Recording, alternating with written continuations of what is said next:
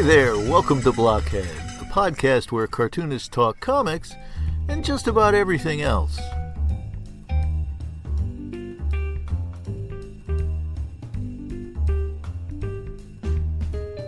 My name is Geoff Grogan. I'm a cartoonist, animator, and illustrator, and for the next hour or so, I'll be your host in a series of conversations with comics creators about their lives, their work, and comics.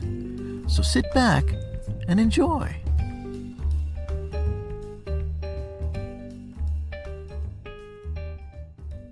Hey gang, welcome to a brand new episode of Blockhead. Today we are talking with Andy Smith, who is, oh my gosh, he's a mainstream comics artist who's worked with just about everybody, drawn just about every comics character since the 1990s. He's worked with Marvel, he's worked with DC, he's worked with Dynamite, he's worked with all kinds of different people. He's worked with the Chicago Bears, for gosh sakes. And he's here to talk about his latest project, Kor-Drath the Awakening, which is a project now available on Indiegogo, and you can check it out through the show notes. There's going to be a link there to the latest, and you can get not only the latest edition of Kor-Drath, but the first book as well. And let me tell you, I've got that first book. I'm looking forward to the second book, and it's a rollicking, great ride of adventure with Kor-Drath, and beautifully illustrated, beautifully colored, a terrific story right out of Conan and Game of Thrones. And I am really excited because my inner fanboy gets to really indulge in Conan and Conan love today. And it's been a long time because I am, I have to say, as a comics fan who grew up in the 60s and 70s and really started collecting in the 70s, Conan was like the benchmark comic of that era. In the early 70s, there was Barry Smith and those first 20 issues or so, and then there was John Buscema, and then Savage Sword of Conan came out. There's Neil Adams and John Buscema inked by Alfredo Alcala, and all this great stuff, Red Sonja and Belay, all that stuff, Roy Thomas and his great writing for Conan way back in the day. All of that, and I indulged in all of it in the 70s, and have a good-sized collection still of 70s Conan comics. I'm a big fan, and as a matter of fact, okay, I've got to admit it, I've got the big trade collections of Savage Sword of Conan 1, 2, and 3. I think I stopped at 3. I'm not sure if I went any farther. I don't think I did go any farther, but they take up a good chunk of my shelf in my library, my personal comics library. So I'm a big Conan fan.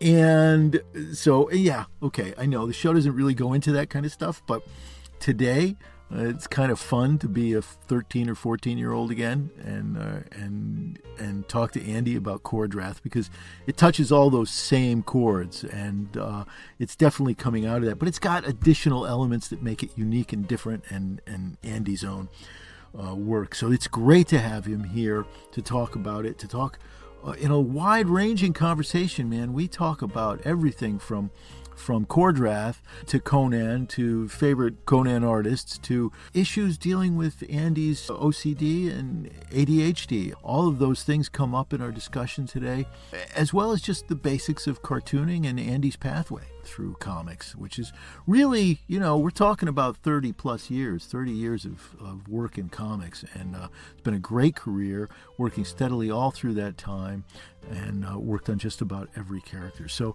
this is exciting. This is a lot of fun. It's a lot of fun for me. I hope that you too have a soft spot in your heart for barbarians and the mythology surrounding them, and you'll enjoy the show as much as I did talking with Andy. So without further ado then, why don't we just get into it? Andy Smith and myself in conversation. You too. Yeah. So I'm recording already, but yeah, that's fine. Yeah, but this is great, and I might as well just kick it off, I guess. And so I figured today, maybe we'd have a chance to talk not only about, I don't know if you can see that. There you go. There it is. I can. Oh, do you have a? Yeah. Is that not your real background? Because it's going in and out. I know, man. And I'll tell you why. If I took this off, you'd see a closet door. My recording studio is exactly that. It's an old closet that's filled with my wife's fabric stuff, and she hung fabric up on the wall to dull the sound for me. But So is that a photo though of your room that you yeah, used as a background? yeah, that's a photo of my room, my library, my studio room, whatever. Yeah, yeah. Yeah. Oh, So, that's cool. well, I can tell we have similar similar living situations. Your background Oh is yeah, no, and that is the real deal background there. But in the chat, just so you have it for later, I did post the link to the new campaign that we launched oh yeah. yesterday. Yeah. So Okay, hey, what well, as long as we're talking already, I know we're talking about the new campaign. Why don't we just say, hey, Andy Smith, welcome to Blockhead. Glad to have you here to talk about Kor-Drath and the new campaign at Indiegogo for Kor-Drath the Awakening, right? Is that what it is? yes, that is Yeah. it. Man, I was just looking at it, and it's even more exciting than the first book. And the first book, for a guy who is an old Conan fan, and let me tell you, I am. I just brought, by the way, just so you know, I brought this along, and I Oh, brought, I've got that. I bet you do, and I've got It's a hard one to find too. this one. Where is it? There it is. Come on. Oh yeah. Yeah, it's Savage Sword of Conan number one. I got two, I got three. Uh, and I collected them all back in the day when I was a kid. I've probably got a few years on you, so I was there for the original run. But man, oh God, we waited for those books. Anyway, before we get talking about that and fandom, Kor-Drath revises the same feelings that Savage Sword of Conan brought for me when I was like 14 and it was first coming out. It's real exciting. It's steeped in, oh, one of my cats has to leave the room. Okay, so you're gonna see the background Yeah. there. Okay, there you go, sweetheart. Okay. She likes to get in here until it gets a little too hot, and then she steps Oh up. sure. Yeah, but anyway, so you saw reality break in there. Um, anyway, this just brings back so much of that enjoyment in that world for me. So old guys like me who are looking to relive those halcyon days, Kor-Drath really does it, man. Really does it. It's great Oh stuff. cool. Yeah. So tell me a little bit about Kor-Drath, where it came from, what inspired you and how you decided to go out and do your own indie, comic and all of that. Yeah. So, I started in the business in 1991 working for DC and Marvel and you name it, I've probably worked for them. And I started doing my own thing 4 or 5 years ago. Mhm. And it was with a character called First Man, who was a superhero that I created. It had one issue come out in 97 from Image Comics. and and that was it, because you just like now, creator owned, you pay for everything Right. yourself, and it just it didn't sell well enough.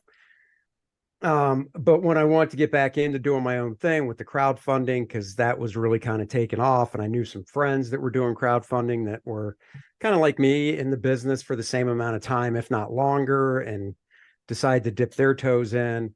I thought, you know what, this sounds cool. Why not, you know, give it a shot? So after the first two volumes of First Man came out, they did well, but I wanted to kind of just shake things up a bit.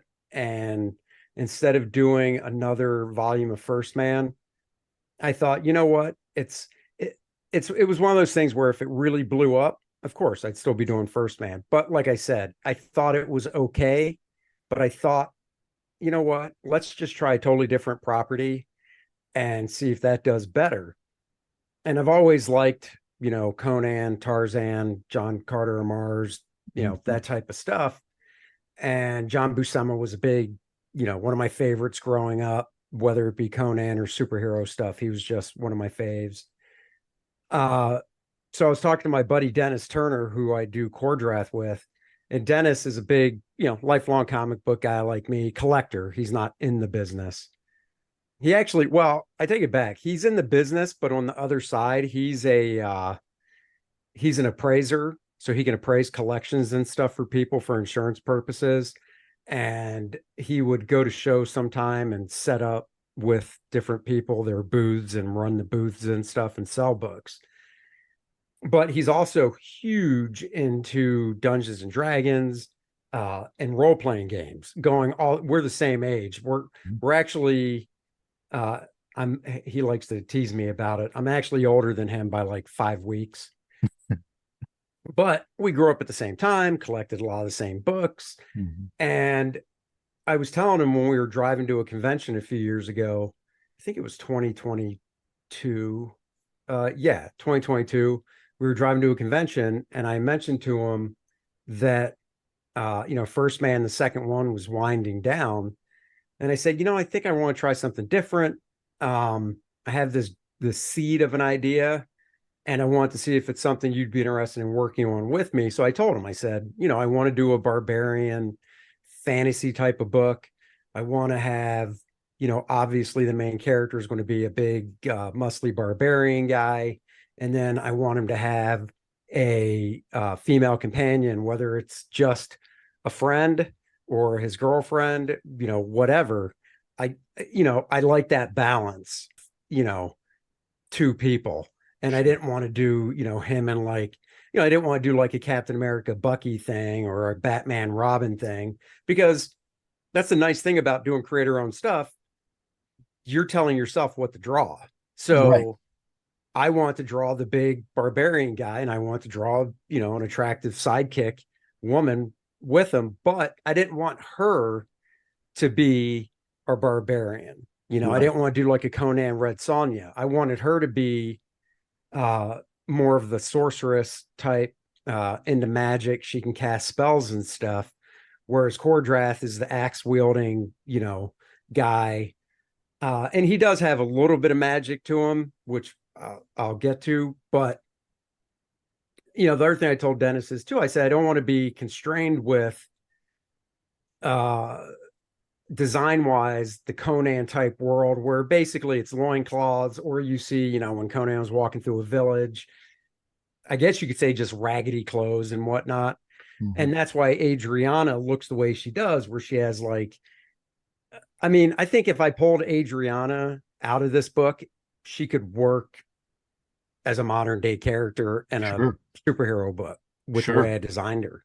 And I wanted that aesthetic to her to complement him. And that's basically what I told him said. And he was like, yeah, I think we can work with that, or I can work with that.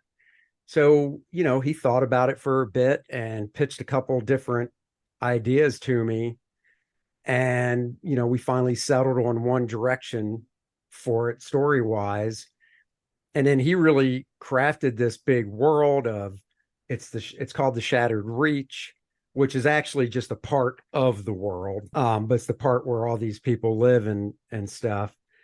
And then he created, because of the different look of Adriana compared to Kor-Drath, he created these different tribes they belong to.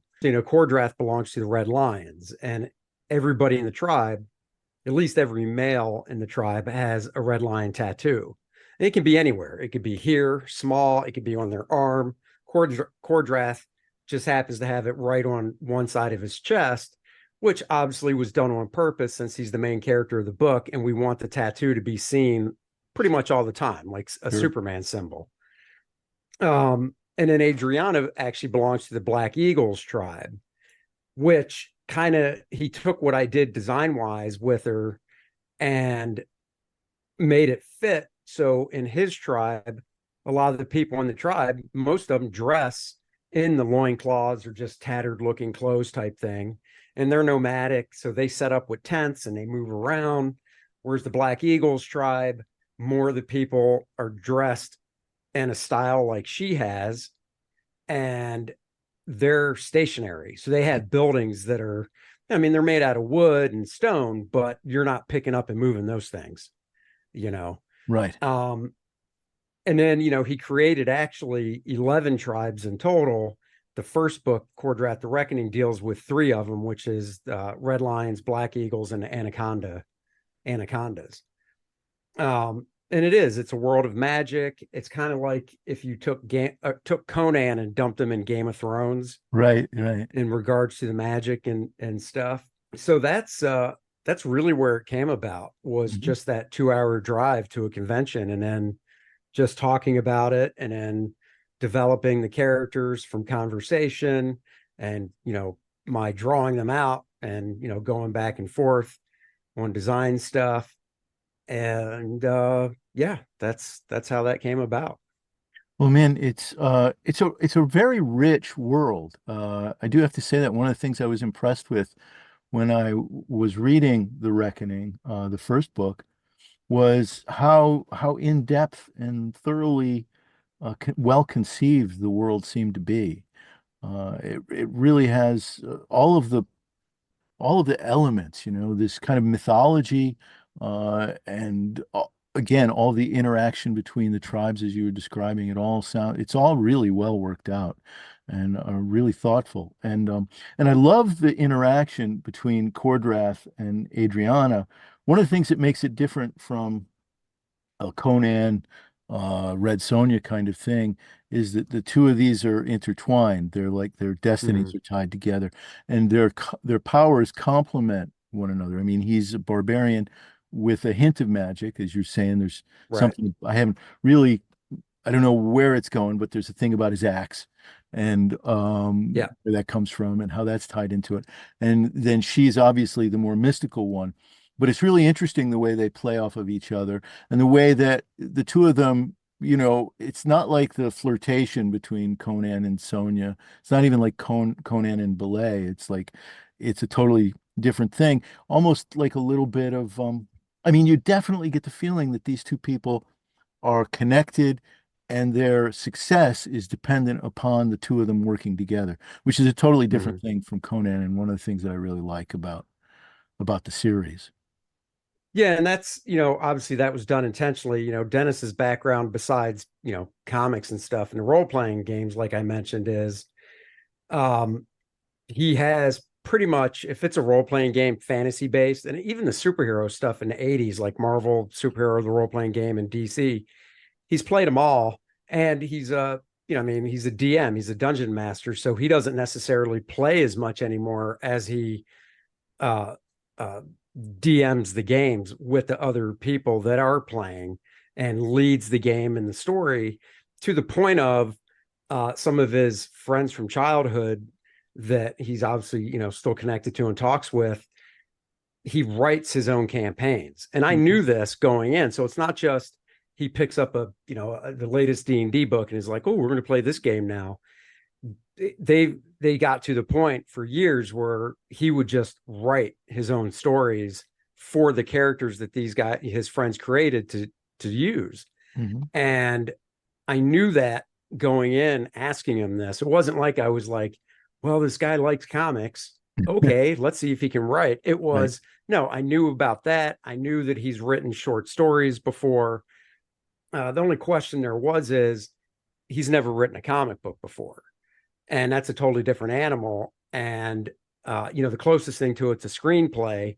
He's never done that either. Right. So, for this first book, there was definitely some learning curve on his part of my showing him previous scripts I've worked from different writers, just to show him the different ways that writers work. Because even though the format's generally the same with, page one and panels, everybody has their own writing style, just like drawing style. So I showed him some of those and said, read these, get a sense of it. And, in the first script for The Reckoning, there were times when I was drawing it where I'd run across something that needed to be tweaked a little bit or changed because it just, really wasn't working. And I would always tell him, like, I did this and this is why I did it. Because, from a teaching standpoint, whether it's art or, writing anything, uh, I follow the philosophy of basically you just don't go, this didn't work, end of discussion. You tell them why so they can learn from it. And I mean, he made uh, leaps and bounds, strides just with that help from me. And it wasn't a lot. I mean, that's the thing. That first book is 79 pages of story, and it wasn't a lot at all. It was just moving panels, or he might have something in one panel that it's like, dude, that's just way too much in one panel, so I'll break it into two, stuff like that. Sure. uh but he picked up picked up on all that stuff really fast. And then when it comes to how Kor-Drath and Adriana react with each other, it really is a good complementary relationship because he can do some things and he does have a little magic. Like you said, there's something with his axe, but the red lion tattoo, it's not even really reaching a certain age. It's reaching just a certain point in your life. It's kind of like the magic of the tattoo can help out, but it's not just like, oh, you got the tattoo now, great, it's going to help you out. It comes with learning and age and all that, and that's kind of shown in the book too, without giving spoilers away of how. But once again, he can only do so much, and she's there to complement what he can do and help out in any of the trials or battles or whatever that they go through as the story moves on. And that's what we wanted. And I also wanted Kor-Drath, or we did, to be, kind of a guy of a few words. Mm-hmm. He gets to the point, says it, that's it. She's a little more talkative, I guess you could say. And we want to get that across. And same with the other characters we introduced too. Is one thing I kind of suggested to him when writing dialogue for the characters is just attach one word, like an adjective, to the person before you even write their dialogue. So, and I can't remember off the top of my head what it was for Adriana, so I'm just going to make it up. But for instance, Adriana, he might have a little post-it note on his screen that says caring. So then whenever she speaks, it's always from a caring standpoint. You know what I mean? Sure, Whereas sure. Kor-Drath, it might just be, man, a few words, attitude. Uh-huh. So it's Uh-huh. always like an attitude he has. And like the Necronite, who's one of the bad guys in it. I think I told him straight out, I think for Necronite, the way the dialogue should always be from him is just downright evil, Uh-huh. because that's what he is. And I think if you write a line of dialogue with that in the back of your mind, it can flow better. Or you just write it, how you might say it, and then go back and kind of tweak it with that evil thought in mind for, say, Necronite. And I think he just did a fantastic job. So Yeah, absolutely. I mean, the characters are very rich. I like the way you talk about defining a character's personality. I mean, I think one of the things that makes for a great story, obviously, is the richness of the character and the characterization, right? And so coming at it from one simple idea, caring, empathy, right. I, it's interesting to think that people in general may be coming from, different perspectives based on the essential nature of their character. And so Adriana is an empathetic person. So caring makes it characterizes every aspect of how she responds to a situation, whereas Kor-Drath Right. is much more action oriented. Yeah, and you do. If you just think about any situation, you take two people, Mm. like that, not even Kor-Drath and Adriana, but just two normal people in the real world. One's more action, one's more empathy, caring, and they see some situation on the street of, whatever, a car, runs into a pole, whatever. The action guy is going to totally talk and act differently compared to the caring, more Oh, sure. empathetic one, you Right. know. And I think, like I was talking to him about it, that really helps with the motivation and all that of the characters, moving them around the board, you could say, and such.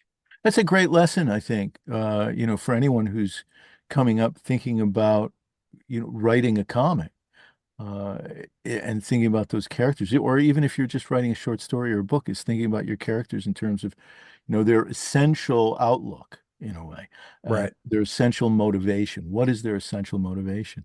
Uh, Yeah. and that really helps guide you, I think, because a lot of times that's a hard thing to get to when you first come up with a story. Is just think about the characters almost sometimes like moving pieces, like chess pieces on a board. But if you think Yeah. about them as beings with an outlook and a perspective, that really can help in so many ways determine the direction of the story and all of the intricacies of the story and some of the things that happen accidentally that get them in trouble or get them out of trouble can be found in those very simple characterizations. It's pretty cool. Well, just to say, I think too that when it comes to writing dialogue, I'll be the first to admit grammar was not my best subject in school. Mm. Punctuation, things like that, not my best. So, when I'm writing an email and Grammarly pops up and is like underline something like, "Hey, dope, you should put a comma here," or whatever, I'm like, okay, I got it.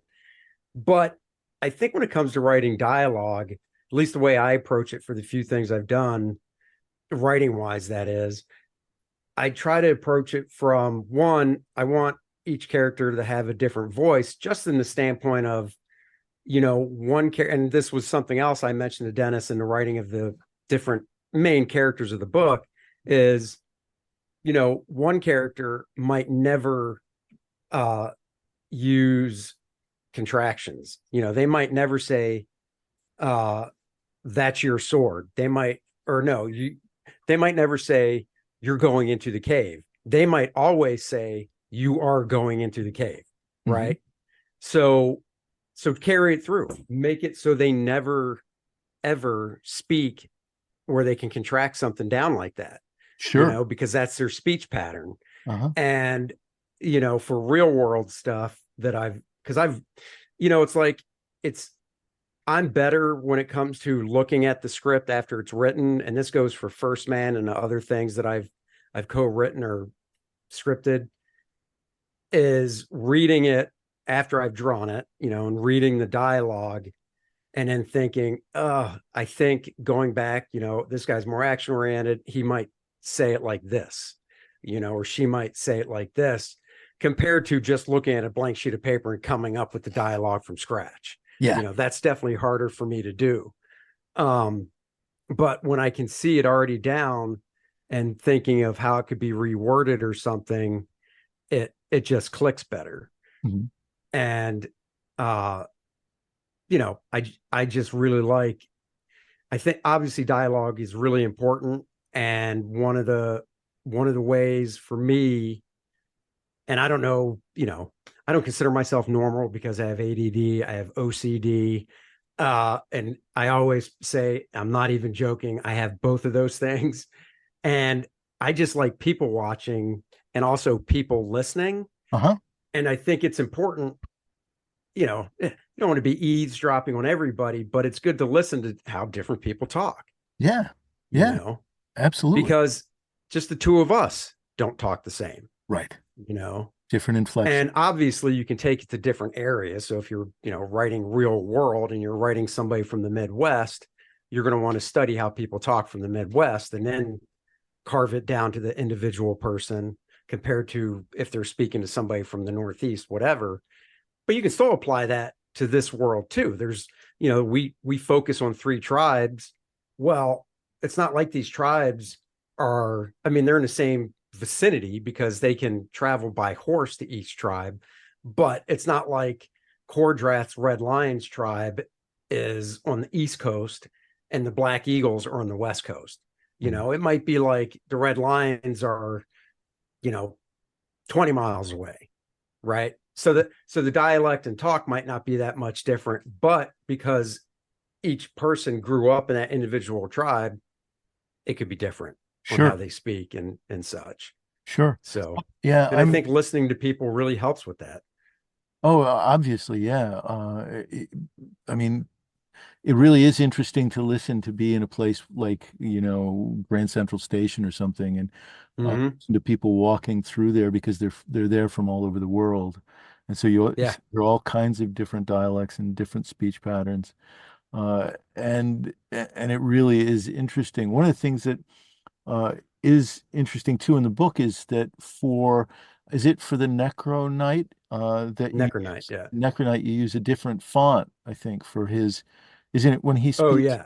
And it's he speaks, I think it's called Dennis coined it. He speaks in the infernal tongue, I believe.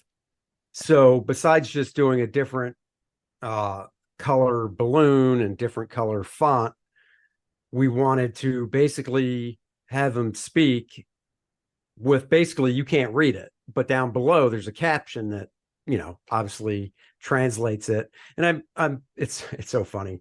I drew it and it's out and everything, and I still have because my mind moves to the next thing I'm working on, but I Hmm. know there's a page in it where he's fighting the Necro Knight is fighting the leader of the Red Lions tribe, and he does, I believe, revert to English or whatever language you would call it that they speak in that world. So that guy can understand him. Uh-huh. The leader of the tribe can understand him.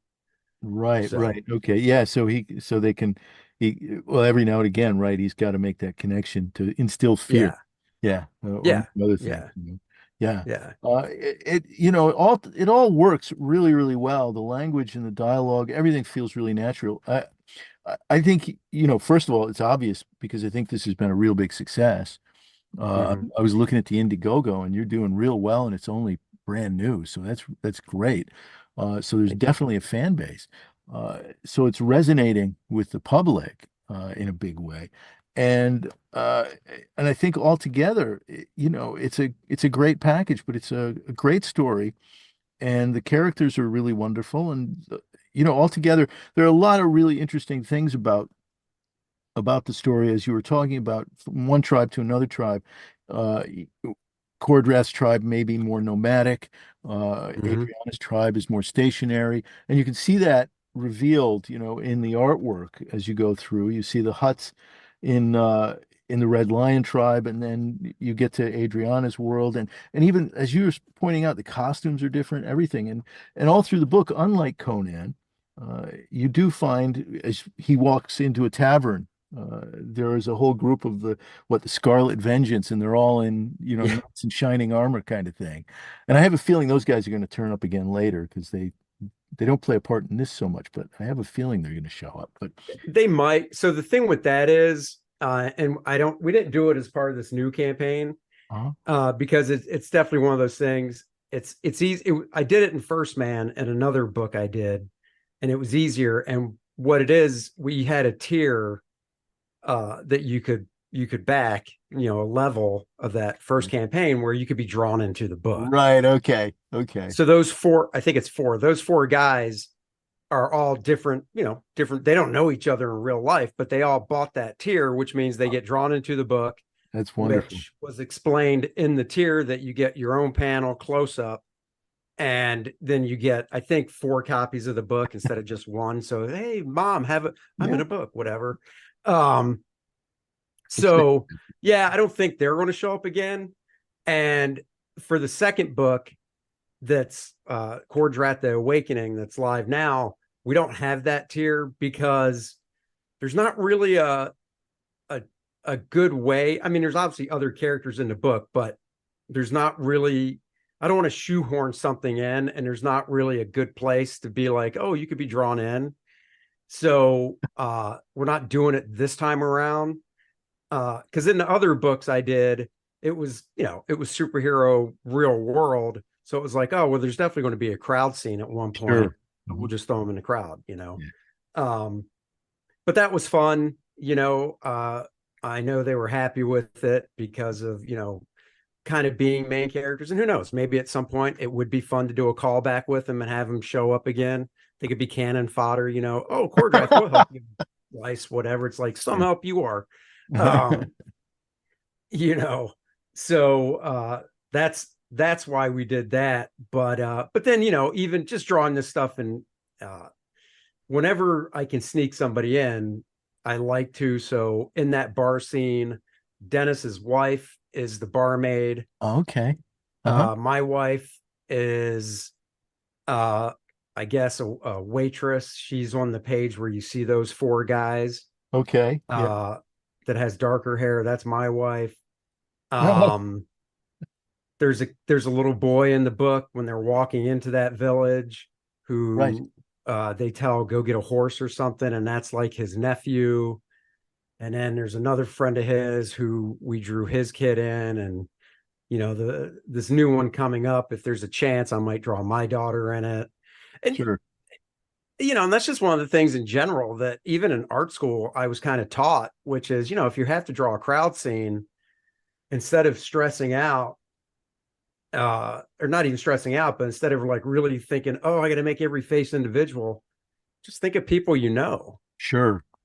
and Sure. do that. And it's not even to the point of going, they need to be photo reference. Just think of them and whatever your mind's eye is for like Mm. one of your buddies. It doesn't matter if you get it right. Now, if you're doing it to get it right, like I did there with our spouses and stuff, then yeah, I looked at photos and whatnot. But Sure. Sure. but it just You, helps. I mean, I don't want to. You see a lot of comic book guys that fall into the, oh, all their faces look the same trap, and you know well, I yeah, try and to it's easy avoid to that. fall into that because, I Yeah. mean, there's a visual language in comics that's iconic rather than naturalistic in that sense. And we all, I think everybody who comes up in the world of comics one way or the other can draw those kinds of faces because it's like a stamp, It's like there's a certain Oh, handsome, totally. right? Yeah, there's a certain handsome, beautiful character and character Yeah. types. And trust me, if you're doing a book like, if I was drawing a book like Superman or Mhm. somebody like that, then yeah, I don't, I just, Sure. I kind of, I think my Superman is kind of like an amalgamation of the artist that drew Superman that I like growing up, and all put together, Hmm. right? Sure. And same with Batman, and so on and so forth. But if I have to draw a book where, let's say, Superman and Batman are together, which I don't think I've ever done, I've drawn them separately. But if I were to draw something where, let's say, those two guys were together, even though Batman, you can only see this much of his face, so technically I could draw the same face on Superman and Batman, and you wouldn't know because you only see this much of Batman. But I would still try to do something different in this area of Batman's face to distinguish it from Superman. Uh-huh. You know. Sure. Sure. And well, yeah, and the range of expressions on Batman's face is kind of different than Superman's. That's for Oh sure. yeah, well yeah, totally. Yeah, Different yeah, yeah. different character, but Yeah. it's fascinating. Do you draw, I mean, on the side for yourself, or did you ever do it? Did you ever come up drawing portraits or anything like that? Is that something that ever interested you? Not real portraits. I've done over the years, and there's examples on my website where people will contact me, and it's through my website mostly, where they're like, "Hey, for Christmas present, could you draw my spouse as X, superhero?" Hmm. Um, and then I've also gotten requests where it's like, "Can you draw my spouse as a superhero and just make up the costume and everything to the standpoint of," and if that's the case, I always ask, no problem, what's their favorite color?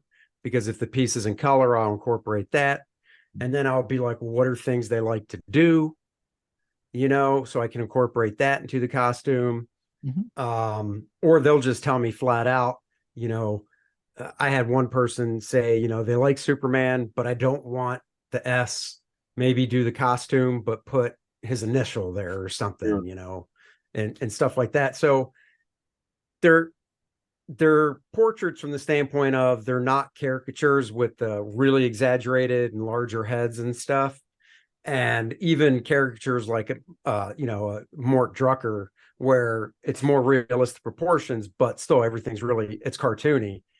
They're definitely in my, what I like to call is my pseudo realistic style. That's how I uh, basically identify or explain my work to people. Is it's not cartoony, which I have drawn that way before, but it's not like, you don't look at it and go, oh my God, that's photorealistic either. It's pseudo realism because I'm trying to be realistic, but I don't want to be photorealistic because to me, that just takes the fun out of comics. Exactly. When they start to feel too, I don't know, you want it to look like artwork when you're reading a comic. You Right. don't want it to look, so that idea that it's photorealistic. I think there's some in the world we're in today where it's so possible to do that.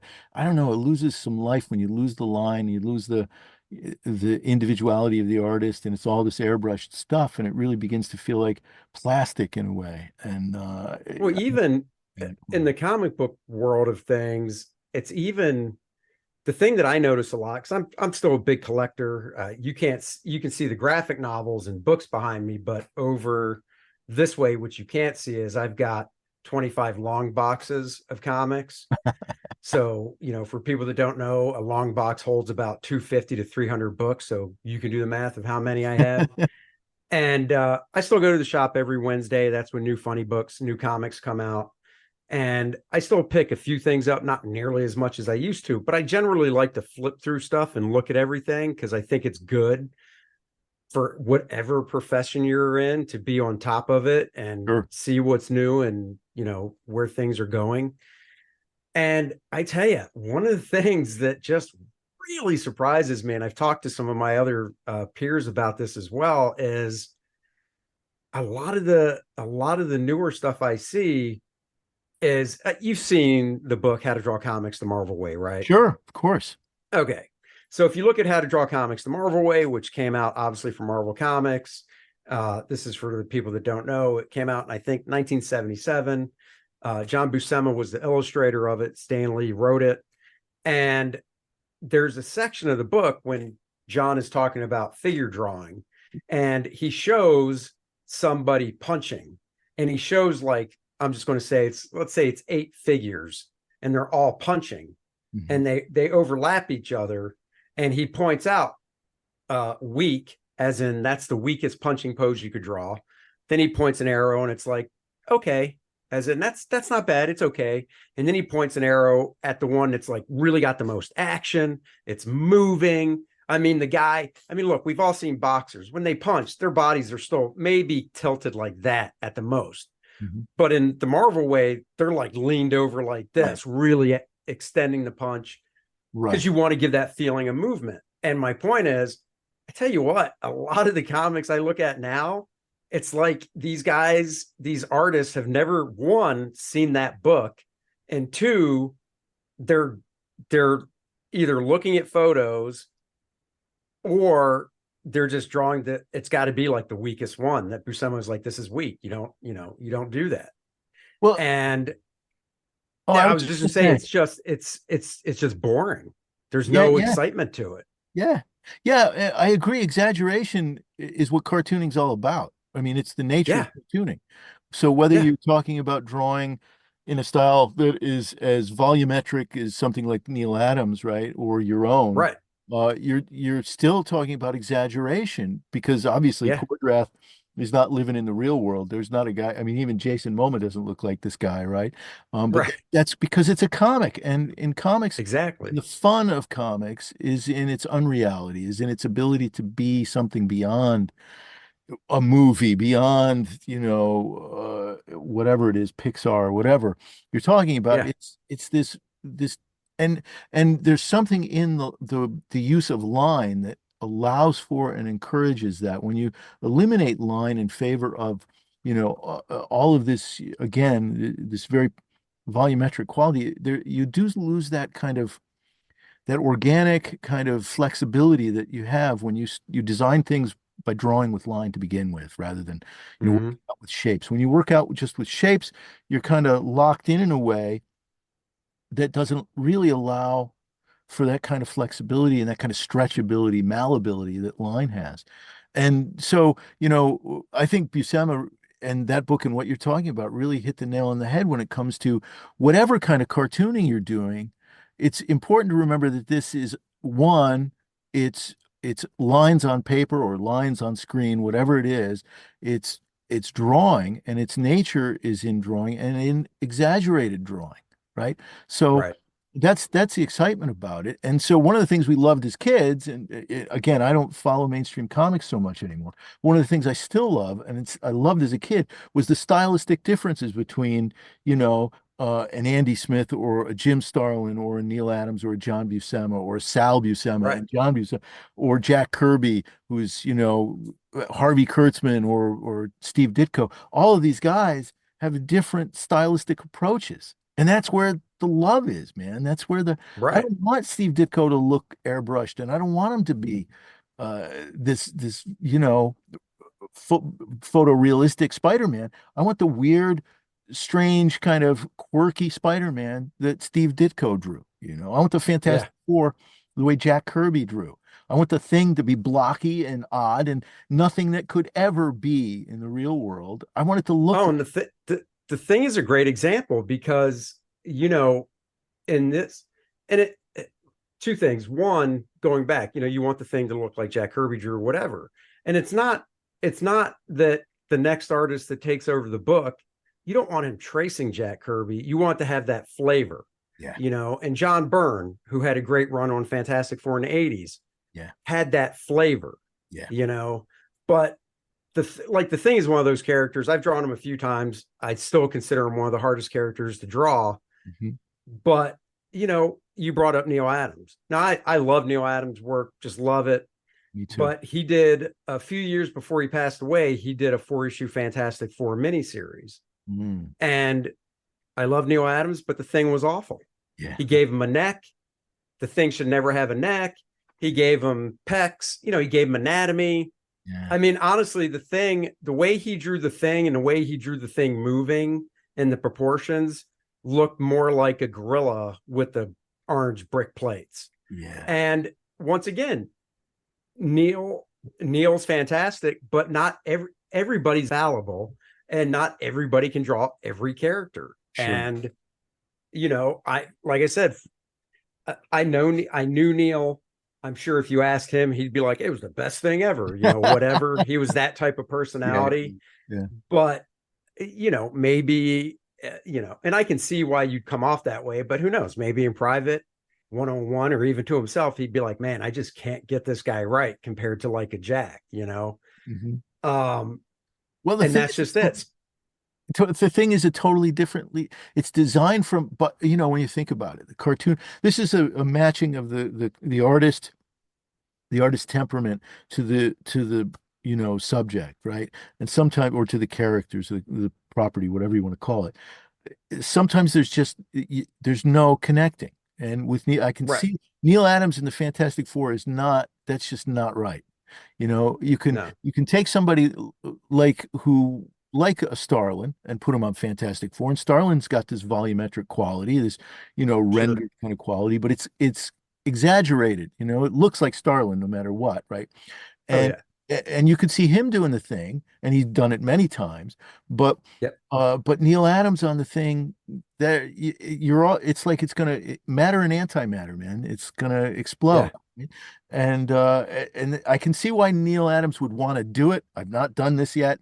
I got to do this. Otherwise, my life is not complete, right? Okay, I could see that Sure. challenge being something he would want to go for. But at the same time, you can see how it could be a disaster because that's just not the world. That's not where his Yeah, talents you lie. you just have to.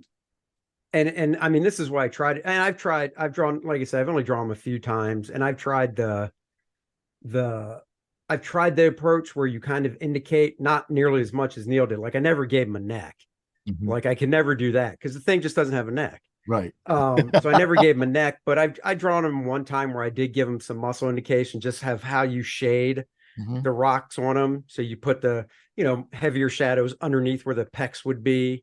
But if I ever drew him again, I would just go full bore, my Kirby version of it, Yeah.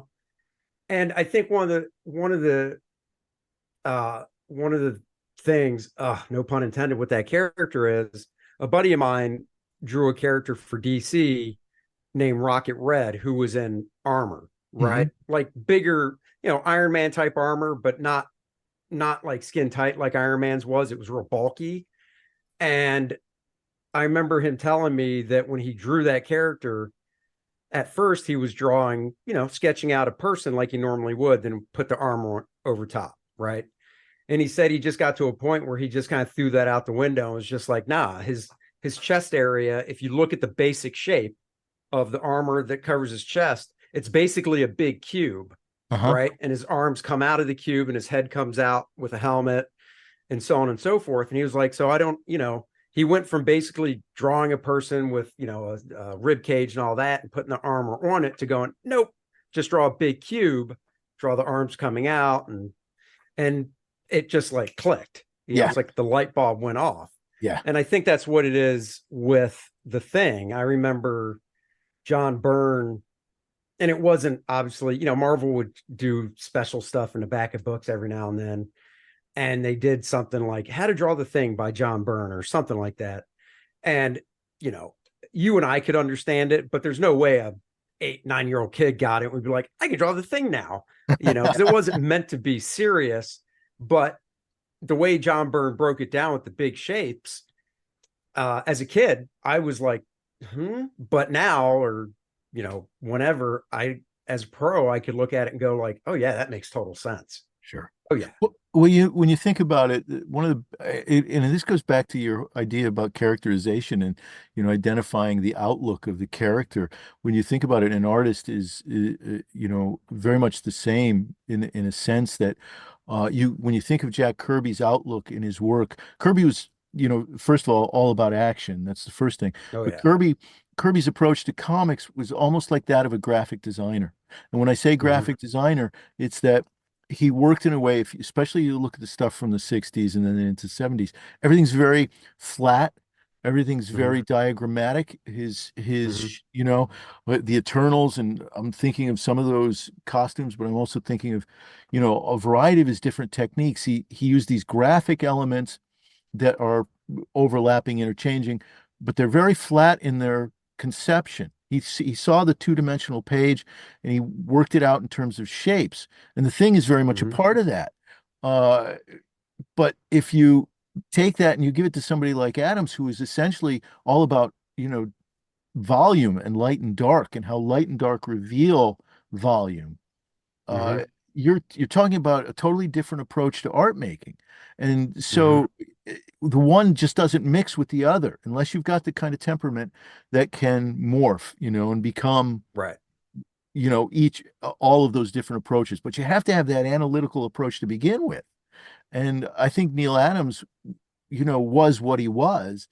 And it's not to say that he couldn't conceive of that. It's simply that when he sat down to do comics, he was so much, his style was so firmly developed, trying to adapt it to something that was graphic in its approach, meaning flat, was just not in his Yeah. wheelhouse. And no disrespect to somebody I consider one of the greatest masters of Oh all. yeah. No, not at all. I mean, Neil came from before he got into comics, he was doing, well, I mean, he did the Daily Strip, Ben Mhm. Casey, Mhm. when he was like the youngest strip artist at the time, 20 years old or whatever. Amazing.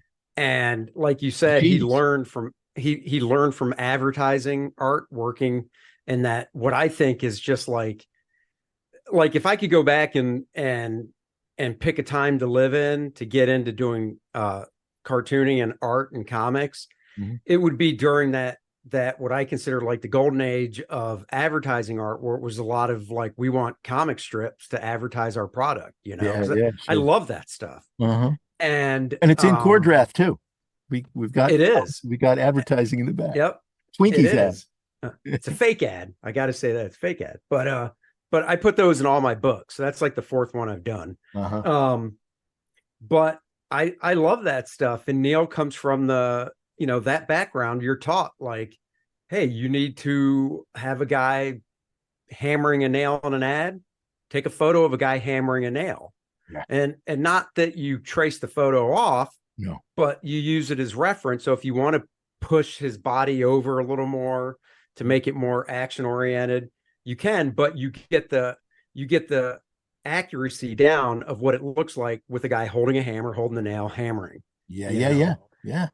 Well, that Um, golden age of illustration, that in the yeah, mid 20th century, Neil's coming up in the middle of all of that. And so yeah. that had a huge impact. And obviously he was a genius, and incorporated it all at a very young age. But uh, yeah, I think you're absolutely right. Essentially, he's coming up through that. Kirby, it's interesting. Kirby came up with comic strips in his head and Popeye Mhm. and all of that kind of stuff in his head. And I think he developed as comics went along with the kind of being attuned to the idea that it was a print medium with limited capability. Unlike advertising art, where you could see all kinds of different rendering approaches. If you have those great books, advertising from the 30s and 40s, I have these big Oh collections. yeah. Those are great. My favorite is from the 60s. That's the one I've seen them, but the one that I actually bought is that real thick one. advertising art from the 60s because I love the Bob Peak style Uh-huh. of painting, Yeah. which, up until then, I was like, Bob Peak's the man, and he still is. His work was fantastic. But you look through that book, and that was like the style of the time. Yeah. Oh, yeah. You know, Sure. Sure. it just Bob did it the best, so that's why his name is everywhere in regards to that style. Yeah. But And yeah, I know what you're saying. yeah, and Neil's coming up with all of that advertising art, which was printed in high-end magazines, right? You're talking Saturday Mm-hmm. Evening Post and Life and all those kinds of things. So they had better production value. Kirby's coming up in the middle of comics that have shitty production values. I mean, they're on newsprint, right? It's a Yep. four-color process and it's printed cheaply and quickly.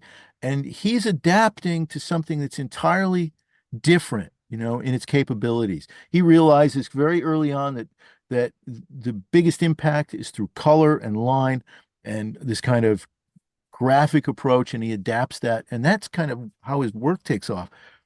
Adams, as you said, he's influenced by all these better production values, which was one of his things, right? Going into, as he developed in Oh comics, he yeah. came in to do the covers and stuff in the 60s. He's like, the production values here suck.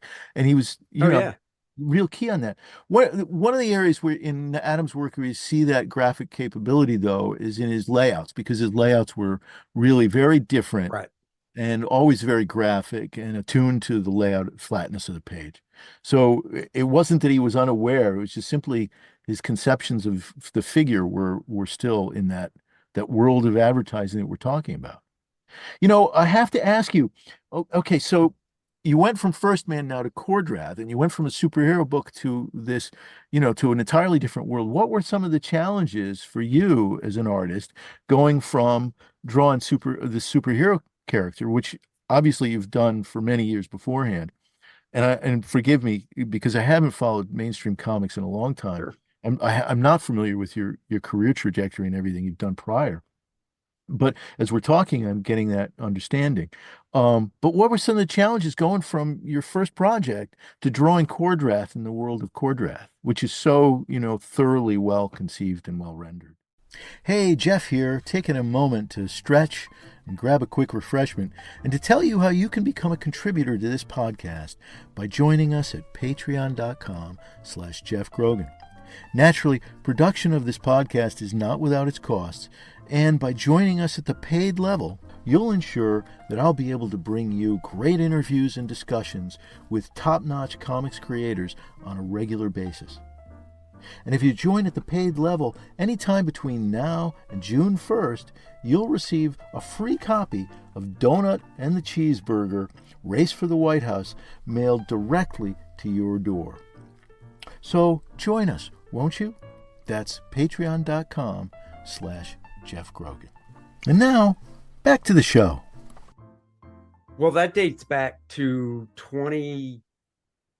I always base things on where I was living at the time. I was in that house. So around 2010, I got a call from Dynamite, who's a publisher, Mm-hmm. and Dynamite has the license to Red Sonja. They've had it forever. And they were going to do a Red Sonja Claw crossover. And Claw is a DC character. Right, I remember. And basically the gist with Claw is, I knew who he was, but I didn't know much about him. But it's basically Conan with a messed up hand. Yeah, yeah, yeah. Yeah, he's got an evil hand, basically.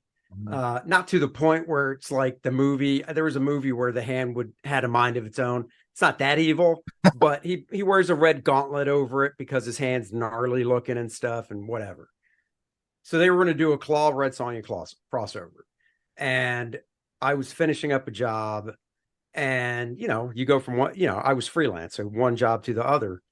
And, I put feelers out about looking for a new project. And this was offered to me. And, at this point in my career, and at that point, it was like 20 years in, 19, 20 years in, I'd never drawn any fantasy based thing except for a Conan pinup back when I first started at Marvel in like 93, 92. That was it. But I was, I'm always up for a challenge. And I was like, yeah, I'll do it. And they actually, commissioned me to do a pinup of Red Sonja and Claw as kind of a tryout. And it was funny because I drew that, and I drew her with that really big Frank Thorne hair that he gave her in the Red Yeah. Sonja comic, real poofy hair. Uh-huh. And the only comment on the pinup was, can you redo the hair to more like, and then they sent me some images from the current Red Sonja books Dynamite was putting out, which was pretty much just parted in the middle and long, Yeah. not as poofy. So I was like, oh yeah. So I just did that. And it's like, okay, job's yours. So, I was nervous going into that job because I never, like I said, I drew horses once in my career before that. And that was my first job in 1991. And after that, I never had drawn again. So I was like, I draw horses again. So I got books on drawing animals and whatever. And I was kind of nervous at first because it wasn't my wheelhouse. And they were shooting it straight from my pencils. There was no inking or anything involved. Oh, wow. And, you know, I'd say 7 or 8 pages in, I was just like, this stuff's great. I don't have to draw buildings. Yeah. Like skyscrapers. I don't have to draw cars. I don't have to draw guns, swords, knives. I get to make up almost every piece of clothing everybody in this book wears. So I just really enjoyed it, really loved it. So, fast forward to, almost a decade. Well, it was a little over a decade later when I was pitching this idea to Dennis. And part of it was so polar opposite from the superhero thing that I thought that would shake up the box nicely for a new campaign. And I kind of want to draw that stuff again because, for however many years it was just drawing, superheroes in the real world with all that stuff. And I want to challenge myself and do something different. So same thing, the first few pages, like anything at Kor-Drath, were more difficult. Mm-hmm. And just as I always look at it, and this is how it's been with almost every job I do. I could finish a job on a Monday or on a Friday, and then let's say start the new one on a Monday. And it could literally be when I worked on monthly books, right? So you figure, well, it's just like getting back on the horse on Monday, right? It's the same characters. It's a monthly book. Not for me. For me, it seemed to be always 3 or 4 pages. I had to slowly ramp up, kind of like a train getting to speed. And then after 3 or 4 pages, I was cooking along at travel speed. Mm-hmm. And, that's how it was for Kor-Drath. The first 7, 8 pages, it was that way. But then once I had to draw Necronite, who the only other time, for instance, I drew him before was on the character design page I did for myself. Well, now I got to draw him actually moving and doing stuff because my character design stuff, it's just a dude standing there with the costume so I could see it. So once again, the train stopped and now I'm drawing Necronite pages, same thing, to where now I can draw Necronite out of my head. But the first few times, even with Kor-Drath doesn't even wear that much. But even with him, I was having to look back at the character sheet I drew until I got the costume down. Oh, I get that. So after the first, initial pages of the stuff, it was fine. It was just smooth sailing. Well, it's interesting you're talking about drawing horses. I've drawn horses too in the past, and horses are interesting. They're wonderful creatures to draw. I mean, wonderful. They're so, athletic and graceful, and their form is so graceful. But they have their own challenges in terms of the proportionality. Oh yeah.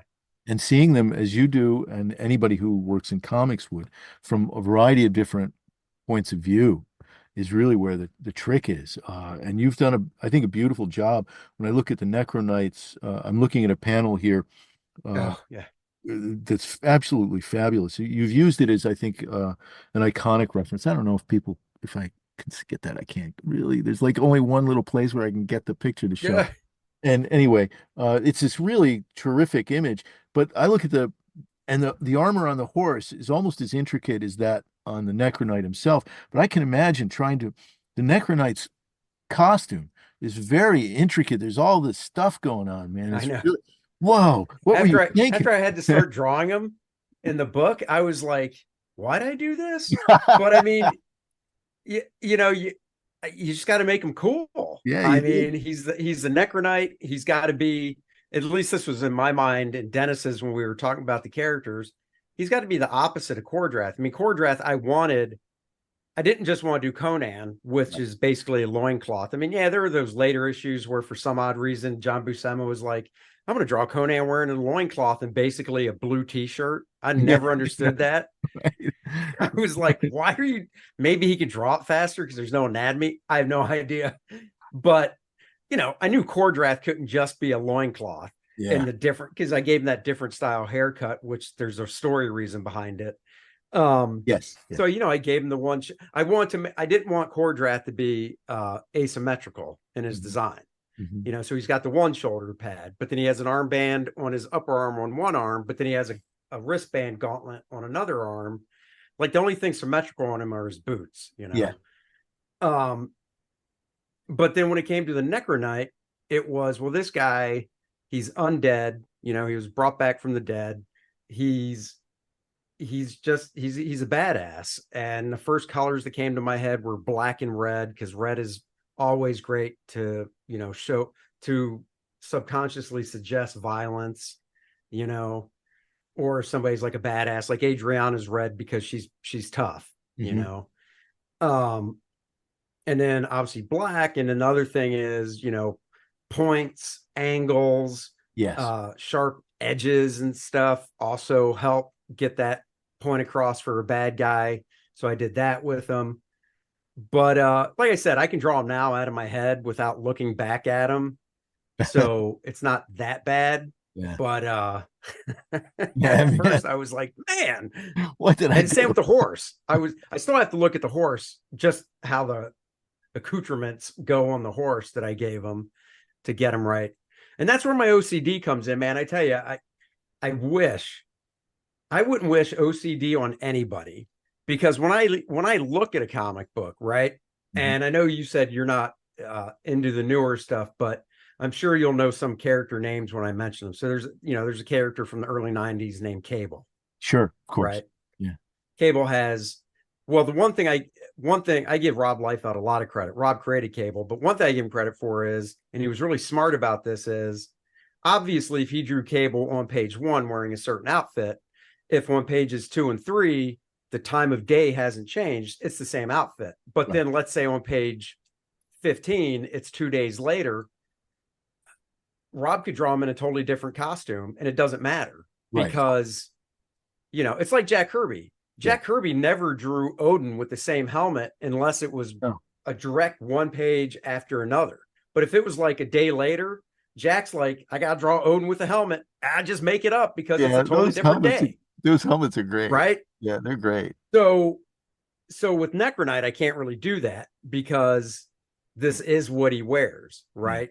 Yeah. He doesn't have like a closet to go to like Cable. Not in the undead world, no. No.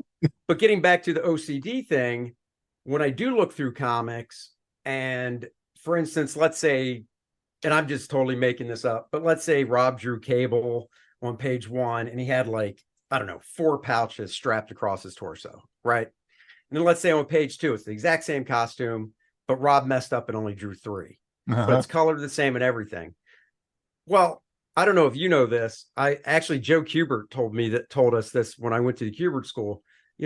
Most people, when they look at a comic book page and read it, they actually only look at the individual art in the panel for like less than 2 seconds. Then they read the balloon and they move on.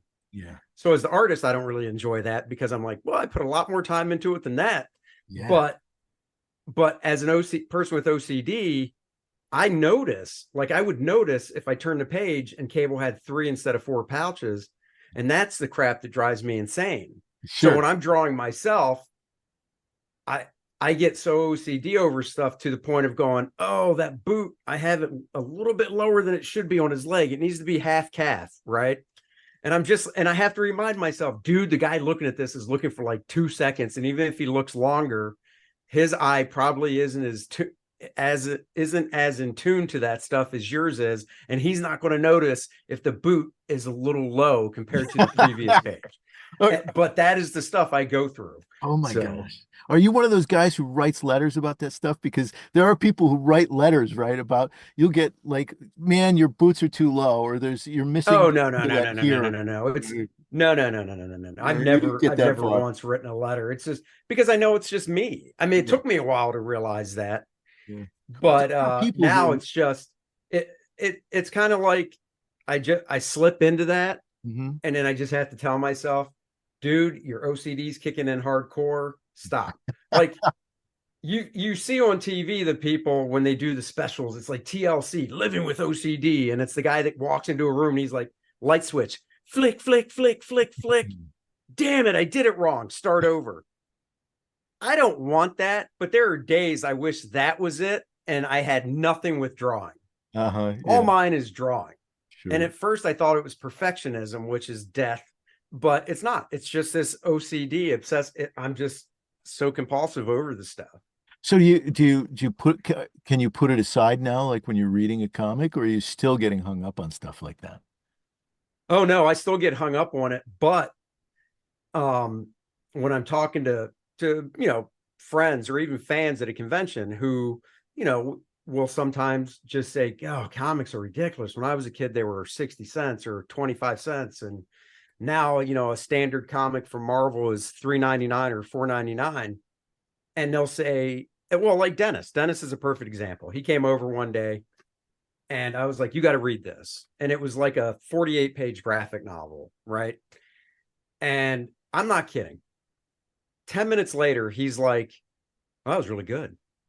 And I go, I was at my desk right where I'm sitting now. You can't see it, but I've got a big Cintiq digital tablet in front of me that I do coloring and stuff on. And I turn around because he's behind me and I go, you're done? He goes, yeah, man, it was 48 pages. It took me like what, 15 minutes? How long should it take? And this is the thing, because I am so into art and the comic book and the art. And it doesn't matter if it's Calvin and Hobbes Mhm. or a real comic, a realistic superhero comic. A 48-page comic would take me, I'm not kidding, probably an hour and a half, 2 hours, Mhm. because I'm not just reading it, I'm looking at all the art, because I generally buy books because of the art, Yeah, and it's because it's an artist whose work I like. yeah, So I want to dissect it and see if I can kind of like um deconstruct how they're doing stuff, sure, whether it's how they construct a figure, how they might think about a composition, how they're composing things in a panel to lead the eye from one panel to the other throughout the page. So sure. my joke is, well, I don't know. I spend $3.99 on a comic and it takes me an hour to read it. But it's not even a joke. It's true. So I to this day, I mean, yeah, I'd rather comics be $1, 50, Yeah. but I don't care. $3, $4, I still get an hour out of it compared to like Dennis, who was like, I just read that in 15 minutes. Well, you get an hour out of it, but then, from our perspective, anybody who's coming at it from an art perspective, you're going to go back and look at it again. And I've done Right. that. You've done that. I mean, many times. I mean, just with Kor-Drath, I've pored over the artwork, multiple times now. And the same goes for any book that I enjoy or like. I Yeah. love it as an object, Yeah. and I'll go back to it and look at it. So an hour maybe to read it, maybe a little more than that because it takes me a while to read a comic also. But I'll go back and look at the artwork many times before I'll put it away somewhere. Yeah.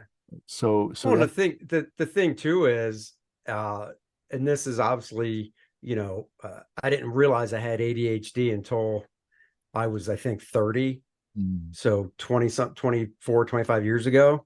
yeah. So I went that long, and 10 of those years I was working in comics. I never knew I had ADHD, Wow, that's right? interesting. I didn't even know what it was.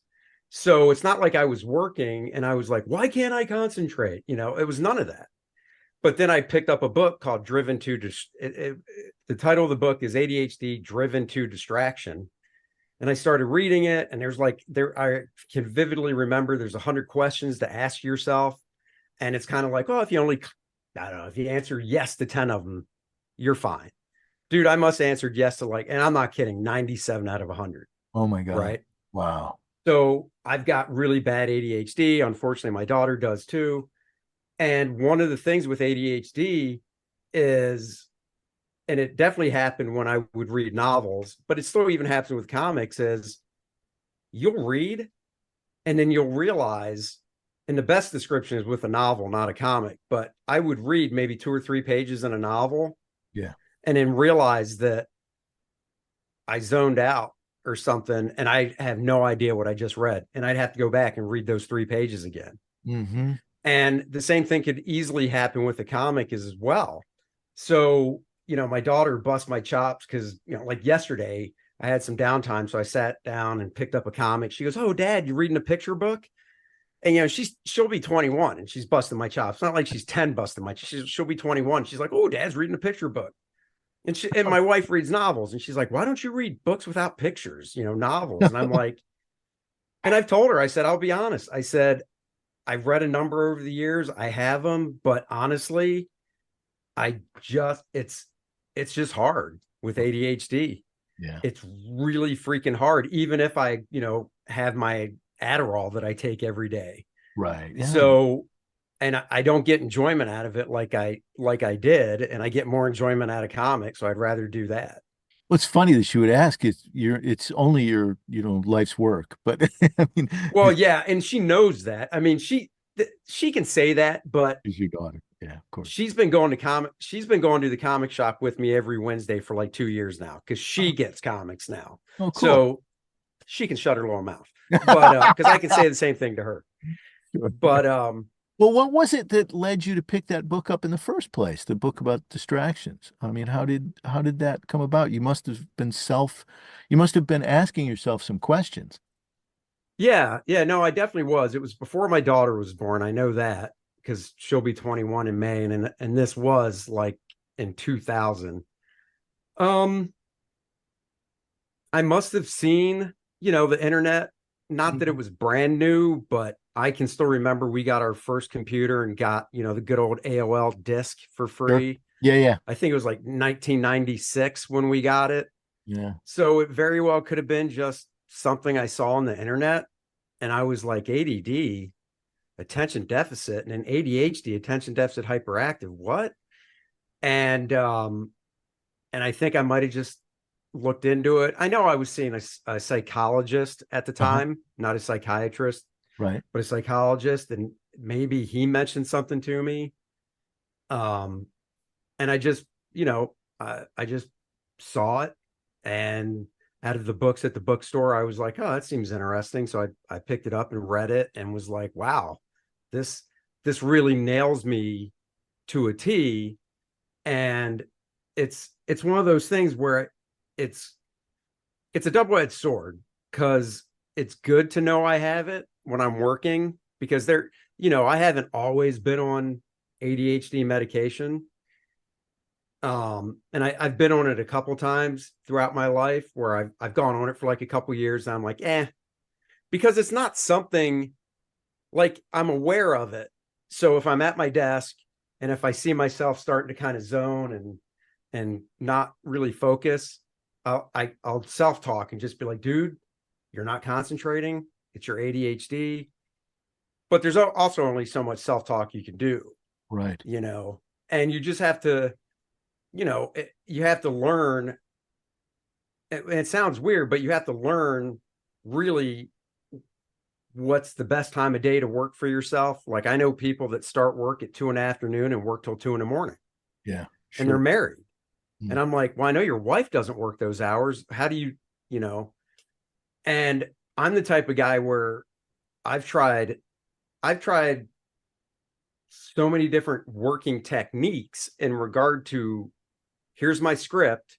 How do I draw the page? As in, the one constant is I always do a thumbnail on the actual script page. But then I've done everything from drawing the page on typing paper small, blowing it up, tracing it off. I've done pull the full size Bristol board out that I'm going to, the Marvel paper they send or DC paper, whatever, just using blue pencil and then Yeah. working over that with gray. I've done full size 11 by 17 copy paper and then tracing it off. I've done drawing panels separately and then tracing each panel off. And what I find that I always come back to is do my thumbnail, take out the 11 by 17 piece of Bristol board that has the blue line around it, take out my HB graphite pencil, and I just start drawing from my thumbnail. And that's how I work. Great. And through every technique I've tried, it's always been try this technique, land right back to grab the piece of paper, grab my HB pencil, start drawing. Ooh, somebody does that technique. I'll try that. Try that technique. Don't like it. Back to the paper. Oh, that guy does that technique. I'll try that. Try that technique. It's like the same thing with tools. Oh, you use that? I'll try that. Mm-hmm. And then the same thing. I revert back to my main inking tool, which is a brush. Yeah. You know? Sure. So it's the same thing with work hours. You know, when I first graduated the Kubert school, I was I moved to Florida. I was working in comics, and I was 20, 21, single. I had some friends in Florida, but they all had real jobs, as I always like to say. And I realized if I want to be able to have fun and be a 21-year-old, which means have fun, go to bars at night, hang out with friends. Well, if they work 9 to 5, I should probably do that. Yeah. So that's what I did. And there were a few times I did the start late, work into the night. But then, you know, going back to the whole, you just have to kind of listen to your gut and your intuition. For me, I'm a morning guy. I do my best work from like 7 o'clock, 7:30 in the morning to about 1 o'clock. And, you know, if I was working for Marvel or DC, I'd have to do a certain amount of work a day to meet the deadline. So, you know, it's not like at 1 o'clock, I'd be like, well, that's it. Best work's done for the day. I'm good till tomorrow. No, I would keep working till 5 or 6, but it would definitely be harder. Yeah. Mentally. Yeah. But now, you know, I still have a schedule I stick to, but I'm since I can set the schedule working on my own thing around that 1 o'clock, 2 o'clock, if my focus isn't as strong, whether that's the medication wearing off or just how I am, I can go, okay, I'll go do some stuff online. Mm-hmm. Or, you know, because I juggle more balls in the air with the property where I work with a colorist that I oversee and these other moving parts, I might go, okay, I'll do that now. Right. Instead. Right. It's a different. But when it comes to drawing itself, I've got to do that morning out of the gate. Yeah. Because that's where it's a different kind of focus. Yeah. So, yeah, I mean, I got into the business. Like it sounded like when I said the name John Byrne, it sounds like, you know who he is. Sure. Of course. That artist. Yeah. Yeah. So, you know, I grew up huge fanboy of John Byrne. Uh-huh. And I also grew up knowing that he was really fast and he drew like 3 pages a day. Oh, wow. Amazing. Yeah. He did 3 pages of pencils a day. And his routine, and I read this in an Amazing Heroes magazine interview back when I was like 18 before I went to the Kubert school. His routine was starting work at 7 a.m., taking a lunch at around noon, wrapping up around 6. And in that time period, he would draw 3 pages, no TV, no radio, dead silence. Yeah. And that's how he worked. Man, it's hard for a young person. It's really hard for a young person to do that. That's amazing. No, that's insane. Yeah. And, you know, part of the reason, and every artist is different, his reasoning was when he was growing up in Canada and drawing, all he had, because he didn't know any better, was ballpoint pens. So when he would draw, because he couldn't erase, he tried to get it right the first time. So when he actually started using pencils, when he went to art school, I guess, he already built up like that talent, I guess you could say, and discipline to put it down once and move on. And, you know, he also came from the age of guys like John Buscema, who famously said, you don't get paid to erase, throw your eraser away, you know. Amazing. It was a different time, no royalties, you know, whatever. So so as a young kid, I hear that and I go, wow, that is awesome. And not even a young kid, but when I graduated the Kubert School, my thought kind of was, okay, I'm just starting in comics. I'm going to draw a page a day because that's what I was basically in the Kubert School taught to do, is to pencil a page a day, whether it's a 8-hour day or 12-hour day or 15, you draw one page a day to meet the deadline. But then I thought, but like anything, I'm going to get faster as time goes on. And I think probably 10, 12 years, I'll be able to crank 2, 3 a day like John Byrne. Well, 10, 12 years later, I'm still drawing one a day. And I feel like I'm actually getting slower. Yeah. And well, for me, at least, it's because the more I learned, because drawing and creating, writing anything is an ongoing, learning process. The more I learned, the more I would not second guess what I was drawing, but I would see things like, oh, that can be done better. Erase. I never threw the eraser away. Right. So it probably took me a good 12 years as a professional before I just was like, you're just drawing a page a day, pal. Just get used to it. Yeah. Yeah. Well, and don't beat yourself up. Right. And you still made a living and all. And I think it's actually, I can't imagine there's anybody out there. I mean, Kirby probably could do that many pages. Oh, Kirby was, well, getting back to the graphicness of Kirby, just real quick. Kirby did 6-panel and 4-panel grids. Yes. Yeah. Because he didn't start that way. If you look at his Golden Age Captain America stuff. Oh, yeah. Right. Marvel, he did that. And it was really more of expediency because there were no royalties. He had a family. Roz, his wife, didn't work. Right. And a buddy of mine, as an experiment about 2 decades ago, did a job where he did every page letterbox panels. So if it was a 4-panel page, it was 4 horizontal panels. If it was 5, it was 5 horizontal. 6, same thing. Wow. And he did that as an experiment. But the one thing he found through doing that is he was actually faster because in the layout stage, he didn't have to think about the panel shapes. Yeah. Right. So you take that to Kirby, who's like 6-panel page. I don't have to think about panel shapes. I just got to think, how do I move the eye from panel to panel with, as we were saying, Kirby's very graphic in his nature with compositions and stuff. Yeah. So you take out the part of going, because I'm more of a Joe Kubert type where it's like, okay, what panel on this page do I want to make the big anchor focus panel and kind of build around it? And there's more than one option to do that.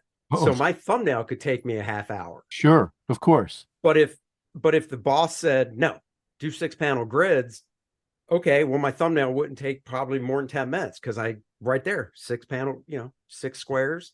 Yeah. Half the stuff in. Worked out for you there. Layout is a huge time eater, I guess, or time suck, or whatever it's called. It really is, because if you're being creative with layout, that's a whole nother job on top of drawing, all of the moving parts of the story. So that's really very interesting. Man, you've been involved since the early 90s. You came along to Marvel just as those guys, Liefeld and Jim Lee and all those guys had just founded Image and all and just gone off on their own, right? Yeah, Image started I listened to Rob Liefeld's podcast, and he just was going over it a couple years ago because it was their 30th anniversary. I know Image started in 92. Yeah. I want to say, and I could be wrong, Youngblood, his book was the first Image book to come out. I want to say it was during the summer. So I can't nail down what month. Yeah. But point is, they were still at Marvel right when I think I started at Marvel. Oh, okay. They left like right after that. Right after that. Yeah. Is when they left. What was it like there then for you? And what was it like there working with them? Was there a sense of panic, or was there a sense of, a kind of resentment or a desire on the part of the company to just forget those guys and move on? Or I didn't really, honestly, I was living in Florida. This was still with fax machines and phone calls, so there's no emailing to talk to your editor and stuff. It was over the phone. And I was the new kid on the block who just got I think I started at Marvel. I want to say it was in the beginning of 1992. So January, February, somewhere around there. Yeah. And, they offered me, the first thing was a Doctor Strange annual that I drew, Uh-huh. and Alfredo Acala inked it. Wow. Never Wow. came out. Never Oh, came out. Doctor Strange got canceled before it came out. oh, what a shame. Which sucks because Alfredo did a really nice job. I mean, it doesn't look like my work because Alfredo Right. is so heavy handed. Yeah, yeah. And Yeah. I hated it at the time because I'm like, Yeah, but yeah, of I, course I I could see have it. I have some of their originals and I'm like, that's cool. Mhm. Um, Well, him on and then, Buscema. Mhm. oh yeah. Oh my. Oh, I love his work. Oh yeah. I mean, I loved it before then, but when they said he was inking me, I'm like, well, Yeah, there goes anybody seeing my work. yeah, I hear you. Um, but then the book after that, my monthly book was Quasar. And honestly, I was just really focused on working on Quasar. I was working with Mark Grunwald, who was one of the best editors there, and he was also obviously a writer. Um, I was working plot style, which is a step above the Marvel method from way back was Stan would call Jack or Gene Colan either Yeah. on the phone or in his office. They'd chat for like 20 minutes. Gene and Jack would take notes, go home and draw a book, Right. you know. And then it became the plot style, which is, page one and it's a thin paragraph. So basically, the way I explain it to people is uh, a plot style 20-page comic book you could print out on probably 4 pieces of 8.5 by 11 paper, Mhm. whereas a full script style 20-page comic could very easily take up 30 pieces of paper when it's printed out because of Sure. every panel's described, all the dialogues there. So I was lucky as, my first job at Marvel that saw print, because I don't remember who even wrote the Doctor Strange annual, but Mark Grunwald wrote plot style. Uh-huh. So, you know, Yeah, um, you had a lot of that's where I was leeway. glad I went to the Kubert school. So it wasn't like, oh my God, what do I do with this? There's no panel breaks. I knew from having Joe as a teacher, how to go through and break it down. But yeah, so I don't really know. They left and the X-Men books went on. Andy Kubert took over X-Men. I can't remember who took over X-Force, but just, different guys that they had there that they kind of want to bring up Hmm. into that status because obviously those were the biggest selling books. They just move people up and such. Hmm. So And so, what were some of your favorite? I mean, you're no longer freelancing. Is that you're just doing your own thing now? Is that where you're? I still do. So, occasionally if somebody hires me through my website, I do work. Since 2018, the main client, I've had two main clients over the past years. And it's advertising, but it's obviously drawn in a comic book style because that's what I do. Yeah. So one of them started in 2018 where I was working for or working with a company called Athletic Comics, but the owner of that company is actually a retired football player for the Chicago Bears. Oh, wow. Cool. And when I met him and when I first started doing this work, he founded this company, but he was actually still playing for the Bears. Oh man. Wow. Who Um, you want to his say what? Yeah, his name's Israel Donajay. Okay. He was defensive. I don't know the exact position, but he was on defense. Uh-huh. Um, Cool. and so anyhow, he's a big comic book fan, you know, loved comics growing up and started this company. For one, you hear stories of football players who they retire and they either go broke Right. or they did save money, but they never really do anything. Yeah. Well, Israel, really smart guy. While he was playing, he invested and formed different little companies and stuff. And Athleta was one of them. The part of the company that I did stuff for, he basically, because of obviously his dealings with the Chicago Bears, he pitched them the idea of turning some of their players into superheroes. And you can see examples of this on my website. And for the 2018 season, the whole campaign, like the whole push for that season, was Monsters of the Midway. Oh, cool. And and I drew probably 25 players, but each player was in 3 different poses. So like 75 different drawings I did. They did a daily strip that ran in the Chicago Tribune every week during the football season that I did, that was in full color. And it was great because unless you read the really small print below it, because it was in the comic section. Cool. If you read the small print, it said paid advertisement. But if you didn't read that, you were just like, oh, it's a new comic. Yeah. So that's a bucket list. I've always wanted to do a comic strip in the paper. Yeah. So I could at least check that off. That's great. So that whole season, that took up probably 75% of my year. And I still was drawing some comic book stuff because of how intense it was. But every season after that, they've come back and it's kind of just been a little smaller. Like, okay, we made some trades. Here's the new players to draw from the other teams we traded. And then it's like, okay, after the draft, we want you to draw 3 or 4 of these players that they drafted and maybe some ancillary stuff. So like right now, I've already done some stuff for this current season, and now I'm waiting for the draft. So they'll tell me what draft players to do. And that's coming up soon. And I've done that every year since 2018. What fun. That's great. Yeah. And then the other one that I did for a while, it was through an advertising agency, but the work was done for, believe it or not, the Idaho Potato Commission. Okay. And it was for, and you've probably seen the commercials. I know I've seen them here in North Carolina where I live. It was for Idaho potatoes. So, the big red truck that has the Idaho potato logo. And man, that probably goes back to 2010. And that's say 14 years. Out of the 14 years, I worked with them not consecutively, but probably at least 10, maybe 11 of the 14 years. And the first one was just, I got this email, right, from my website. It was from this art director at an advertising agency. And the whole pitch was, we're doing this campaign for the Idaho Potato Commission. We're having 4 different artists draw 2 comic book style covers with a logo and everything.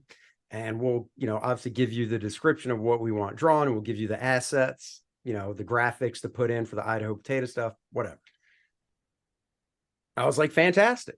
And this gets back to Neil Adams doing advertising. Yeah, sure. Advertising pays better, period. Yeah, I believe it. Even back then. Well, it still does. So I was like, okay. And, some jobs, you probably know, the client says, this is my budget. And some jobs, the client goes, what's it going to cost me? Well, this was one where they said, this is what we can pay per fake cover. Right. And I was like, all right, that sounds good. Because I know what I'd get paid at Marvel and DC, and it's a hell of a lot less than that. You don't tell them that, though. No. So I did 2 of the 8 covers, right? Because there were 4 artists. And I'm like, okay, that's cool. It took me about, 6 weeks. And it's not that it took 6 weeks. It's just that was the time frame, And that was that. Thank you very much. I got paid. Hey, if you ever need anything else, you got my number. Great. Fast forward a year to the next spring. And I get an email from the art director again. And it was great because he said, hey, I don't know if you remember from last year. And I said, oh yeah, I remember that stuff. He goes, yeah, we're doing it again, except instead of covers, we're taking basically our 4 best sales reps from the country. So each rep basically had a quarter of the country, I guess. And we want to turn them into superheroes with each one has a different power, costumes, whole 9 yards. And we want to do single pages, ads, almost like the Hostess ads, except these were all business to business. So the downside is the major populace didn't see them, like the hostess ads in comics, Right. because it was business to business, right? But the nice part about the call was he goes, I said, what am I looking at? Just a couple of them, because you probably got other artists. He goes, no. He goes, after we saw what you did last year, we're kind of hoping you can do everything. Wow. That's because cool. we just want one artist, and everybody just loved what you did compared to the other three artists. That's fantastic. And I don't know the names of the other artists, but I did see the covers because, they send tear sheets and stuff. You always ask, hey, can I get a tear sheet? Now it's a digital tear sheet for your portfolio. So, I saw the other artists, and look, honestly, I looked at the other three artists who did their 2 covers apiece, and I was like, eh. The sense I got was none of these guys ever worked in comics before. And at that time, obviously I knew who the names were because they were on the files they sent. I just don't remember them now. But look, at this time, I was already in the business for 20 years. I didn't recognize any of these names. Right. So they're from. So my thought was these guys have never worked in comics just by looking at it. So yeah. So the following year, the guy was like, we'd like you to do it all if you can do it. It's a lot of work. And I said, well, we just got to work out deadlines. And once again, it was basically over the course of like 4 or 5 months. Yeah, that's cool. So I could easily do it. And I did that for probably 10 years out of the 14. Man, that's great. What a great gig. It's wonderful. And so you've still got these kinds of things going while you're doing Kor-Drath, and there's plenty of time for all of this. It all fits in together real well. Oh yeah. Over the course of your career, what are some of the favorite projects you worked on for the mainstream publishers then, like at Marvel or DC or anywhere else that you worked? So Green Lantern is a big favorite of mine from DC. Hal Jordan, the classic Silver Age Green Lantern. Uh-huh. So Blessing and a Curse, one of the first jobs I ever did for DC, wasn't my first job, but one of the first jobs, is in like, it's in the first 3, I think. It might have been the second one or maybe third, was Green Lantern Annual #1. Oh, wow. Up until this point, from what I saw, going back from 1959, when Green Lantern first got his #1 after Showcase 22 with Gil Kane. Gil Kane, man. Yeah. There were some Green Lantern annuals, because I know I've got a couple, but this was with the new series they relaunched in the early 90s. Like, I think they relaunched it in 89 or 90, and this was 91. And it was Green Lantern Annual #1, and it was Hal Jordan. And the reason I say it's a blessing and a curse, it's a blessing because I was like, oh my God, I love Green Lantern. It's a curse because even back then in 1991, I was like, I can't believe somebody actually hired me to draw comics. I suck.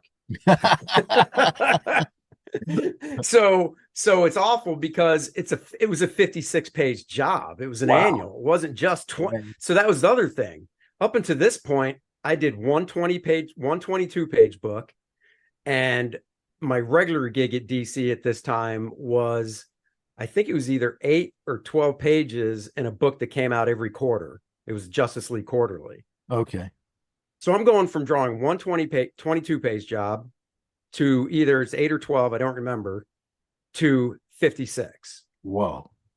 And this is before I knew I had ADHD, before I knew I had OCD, which, I guess you could say symptoms of those things can be easily panicking and anxiety. Mm-hmm. And I remember, I didn't know what they were at the time, but I can look back on it and go, I had anxiety attacks and stuff. And I do remember talking to Andy Kubert at the time, one of Joe's sons who works in the business. And I just remember Andy saying, dude, take it one page at a time. Yeah.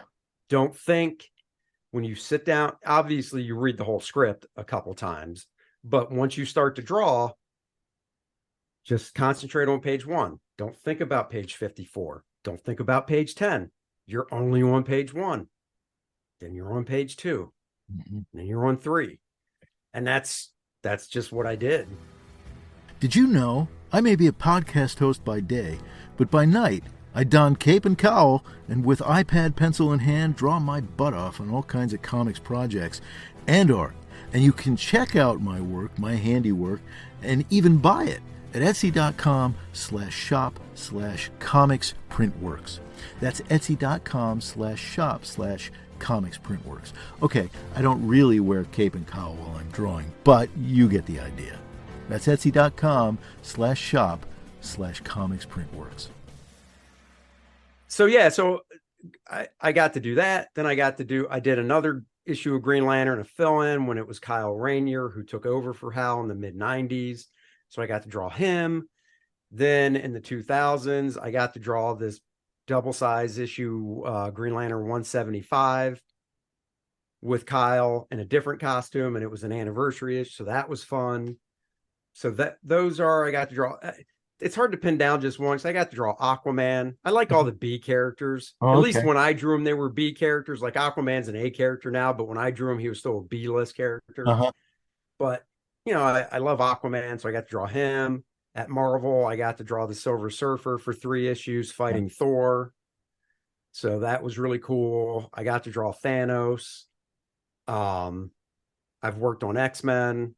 It's just hard to pin down one. You've done all the great ones at one point. You even said I mean, I haven't had long runs. Like I've only done like 3 monthly books throughout my whole career. I've done the limited series, but I've only done 3 monthly books, and I've only done, I think, 10 issues of each one. Wow. And then either I left or the book got canceled or something happened. Sure. So, but other than that, I would do fill-in issues, mini series, and stuff like that. You ever get to introduce your own characters, your own your own stuff into that, or was it always working on their characters and their script and plot and all that kind of stuff? There was I did a book called Earth 2 for DC in 2008 or 9. It was another monthly book, but this one only lasted 6 issues, and I knew that going in because I knew it was going to be canceled. So I knew it was a 6-issue thing. And because it was Earth 2, they had different versions of characters. Yeah. So in one of the issues, and I did sketches, really heartbreaking to me, at least, because I know some guys will design right on the page they're drawing in the panel, but if it's a new character, I'll take out a piece of their paper they send, flip it sideways, and do like a character shot. Mm-hmm. So I got to design a Black Harlequin. I got to design a new Mr. and Mrs. Freeze because it's Earth 2. So Mr. Freeze's wife wasn't cryogenically frozen until he could find a cure for her. They were a team. I got to design a female Killer Croc. I want to say female Bane, but I don't remember. Mm-hmm. So I designed like 4 or 5 characters, and then halfway through the book, I don't know what happened, but the bigwigs read the script. I guess they didn't before and had major issues. So there were changes. So those characters were taken out of the book and they never got seen. And, for the female Black Harlequin I designed a motorcycle with a sidecar, and it was going to be, the Harlequin colors, red, white, black, all that stuff. And they didn't want that, but that would have been too much to redraw. So they just had me take off like the diamond shapes, and they just didn't do the typical Harlequin colors. So it was just some chick so I was like, damn it. I mean, I've designed a few throwaway characters. I've not seen a special thanks with my name on the big screen. If they ever do something with Quasar and it deals with any of the stuff I did in my 10 issues, that would be nice. Uh-huh. If they ever did something with Thor, Silver Surfer, I can't remember the name of the storylines. It crossed over a bunch of issues. That'd be nice. But at the same time, I know people. Every time I see a Marvel or DC movie and it says special thanks, I'm always like, hey, that's a friend of mine. Hey, that's a friend of mine. And then I talk to them and they're like, yeah, I didn't get it. No. No, we did not get treated properly. Didn't get royalties, didn't get anything. Well, no. But one of these days, maybe. But okay, so before we wind up, I mean, this has been great, Andy. It's just been wonderful to have you here and to talk about this stuff. It's just been great. I'm just wondering, okay, before we go off, okay, your favorite artist on Conan over the course of the years. Who's the guy? Oh, it's John Buscema. John Buscema.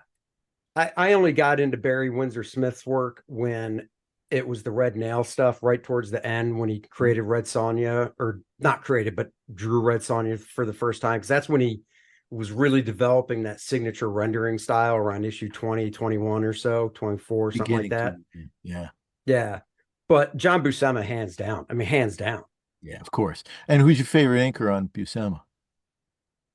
Oh, it would have to be him. John Buscema.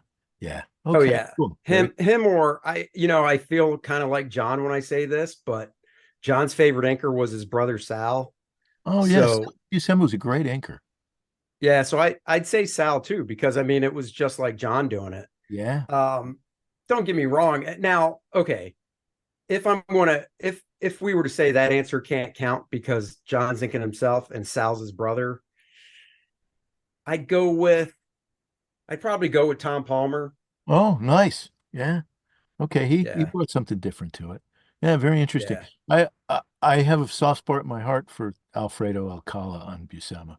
I just think that what a team up that is. Just unbelievable. Some of those savage It sword. was, but it Yeah. was so you could see Buscema under it, but man, you saw so much of Alfredo. Yeah. And Yeah. and Alfredo's a great artist in his own right. I can't remember the name of the character, but a friend of mine who's from Brazil, Alfredo had a character he did over there that Mm. was a barbarian, you know. Oh, okay. And on Facebook, this was like a year or so ago, he was showing this hardcover book, collecting it all in black and white. Oh, Nice, nice. 200 some page book. And, my friend lives in Florida now, but I said, where'd you get that? And he Yeah. goes, oh, my cousin in Brazil got it from basically Amazon Brazil, but they won't ship to the States. So he bought it, shipped it to me, and I paid him Oh, back. And I said, well, would he buy it, ship it to me, and I'll pay you back? And uh-huh. he was like, sure. So I Nice. can't read it, but it's Oh. gorgeous. So Fabulous. Okay. All right. The Winter Smith stuff, it was interesting when Conan first came out, Barry was drawing it. And I was just most different. I was 10, 11 maybe. Was it 1970 when it came out? Um, 70, yeah. yeah. And I remember I was in fifth grade and I remember I was on a class trip in Washington and somebody had picked up this comic while we were there. And we were all I was just like, wow, this is the most different looking thing I've ever seen. And it's still, you go back and you look at those first comics, they're really, really different looking. And Yeah. Barry Windsor Smith drew Conan. The character was so much not like the Robert D. Howard character, but also not like Buscema at all. No. And so the switch from Barry to John Buscema was so jarring at first. Because you went from this kind of hippie helmet wearing kind of character, very lithe, not at Oh all yeah. bulked up, to John Buscema's version, which is probably much more authentic. And it took a while to get used to because it was so different. But I love those. I love those Barry Windsor Smith, but I have to say, yeah, I'm with you there. Buscema's like the iconic Conan character dress. Yeah. And well, you know why Barry got the job to start with number one and not John? John got Hmm. paid too much. Oh yeah. Well, okay. When they got the license, Yeah. they didn't, I didn't Roy know. Thomas, I think Roy fought for the license Hmm. and they would love to have had John, but I think Stan overruled it and was like, no way, John gets paid too much. We can't afford that for a book that could flop. Get Yeah. this new kid. Yeah. Makes perfect sense. I get it from an Yeah. economic point of view. It worked out. I mean, it was great because it gave Barry Smith this platform to Yeah. develop in, right? And then, he went on to do, amazing what he did later. But anyway, Yeah. great. So, okay. So we figured that out. Conan in the movies, right? Now, I'm guessing you love those movies, but I'm not sure. Yeah. Yeah. Yeah. I got Love the who owns DVDs? Why I got the Conan DVD. So it. So Schwarzenegger. Okay. So did you love Schwarzenegger as Conan, or did you have any issues with Schwarzenegger? no, I mean, as a kid, what was that, 83, I think? Yeah, it was a long time ago. 82, 83. So I Mhm. was like, and I don't know when it came out, but it was a big movie at the time. So I'm guessing it Sure, was sure. summertime. and my birthday's late in the year. So if it was 83, I was 13. So, at the time I had no problem with it being 13. Rewatching it. Yeah, I mean his accent is still not, it's still there Yeah. compared to, you know, the more stuff he did and the more still came down, but he still had it. So that was a little weird because you're like, I don't know I don't know what Conan would sound like, but probably Yeah. not that. Yeah. But no, I liked it. I mean, but then again, like every movie, Conan 2 sucked. Yeah. I Uh, know. it wasn't as terrible, but then Red Sonja, where he made an appearance, was just trash and just Yeah. and then they just can't do it. The Jason Momoa Conan was just like, oh. Oh God. Yeah. Well, that's too bad. That's too bad. Now, where did Momoa play? Where did he play Conan? Because I didn't see that. Where did he? No, it was like it was before he was, Yeah. at least Awkward. in my mind, it was before he was Jason Momoa. It's got to be 14, 15 years ago. Okay. I mean, you think of Jason Momoa, you think long hair and beard. I mean, Yeah. Yeah. obviously he had no beard. He had Okay. long hair. In fact, this might have been, and I didn't know this, he was in I'm trying to remember the name of the sci-fi show that he was in, but it was on Sci-Fi Network, I believe, and he was in a show on the network. And God, I can't remember the name of the show, but I want to say this was like his big break into the movies, was the Oh, Conan role, wow. That's because unbelievable. he wasn't anybody at the time. Yeah. Like, Yeah. Was it a television thing that he did, or was it oh no, it was a movie? theatrical. It was theatrical. Why haven't I seen that? Oh yeah. Okay. So if you were going to choose somebody now, who would you choose? Anybody come to mind? Well, I think The Rock, Yeah. honestly, I think he's a little too old. I think he's a little too old. I think he's a little too weathered in the face now. You think so? You know, Maybe so. yeah, because Conan is what, 30s? Yeah, Conan's in his 30s. There's no doubt Yeah, about and that. The Rock is 50s? almost 50, if not 50 this year. He's And you probably. can really see it in his face now. Yeah, yeah. He's He's too weathered. what I like Um, about him, he's a very articulate guy, and you can see in the comics that I remember from my past, Conan maybe not the most verbose, but he was mm-mm, always articulate in the sense that when he spoke, his intelligence was clear, right. um, you know, and so one of the things I missed in the Schwarzenegger because of the accent, and because he was really just those were like his first roles, so he wasn't really, Oh doing yeah. what he did later. So there's this kind of halting quality to his speech as well as the accent. And I felt like, well, that kind of gives the impression that Conan's not all that bright, you Well, I know? think they did that too on purpose, just because of Arnold's speech, Hmm. Because I mean, he did Hercules in New York, and they were like, "Oh no, we're dubbing this. You can't even understand him." Yeah, yeah. But later on, of course, he becomes a much better actor and much Yeah, becomes the governor of but California in 76. the another guy that comes to mind that I'm pretty sure he's in his early 40s, but he could do it. I think is Alan Ritchson, the guy that plays Reacher. Oh, okay. Yeah. Okay. I could see that. I mean, he got so big for Reacher to Yeah. play that role. And, I never read any of the Reacher books. So when Tom Cruise played him, it didn't turn me off Mm, until people I knew that read the books and said, oh my God, Reacher's like 6'6, 6'4, and he's hulking. Tom Cruise is, we all know 5'8 yeah. and not hulking, Right.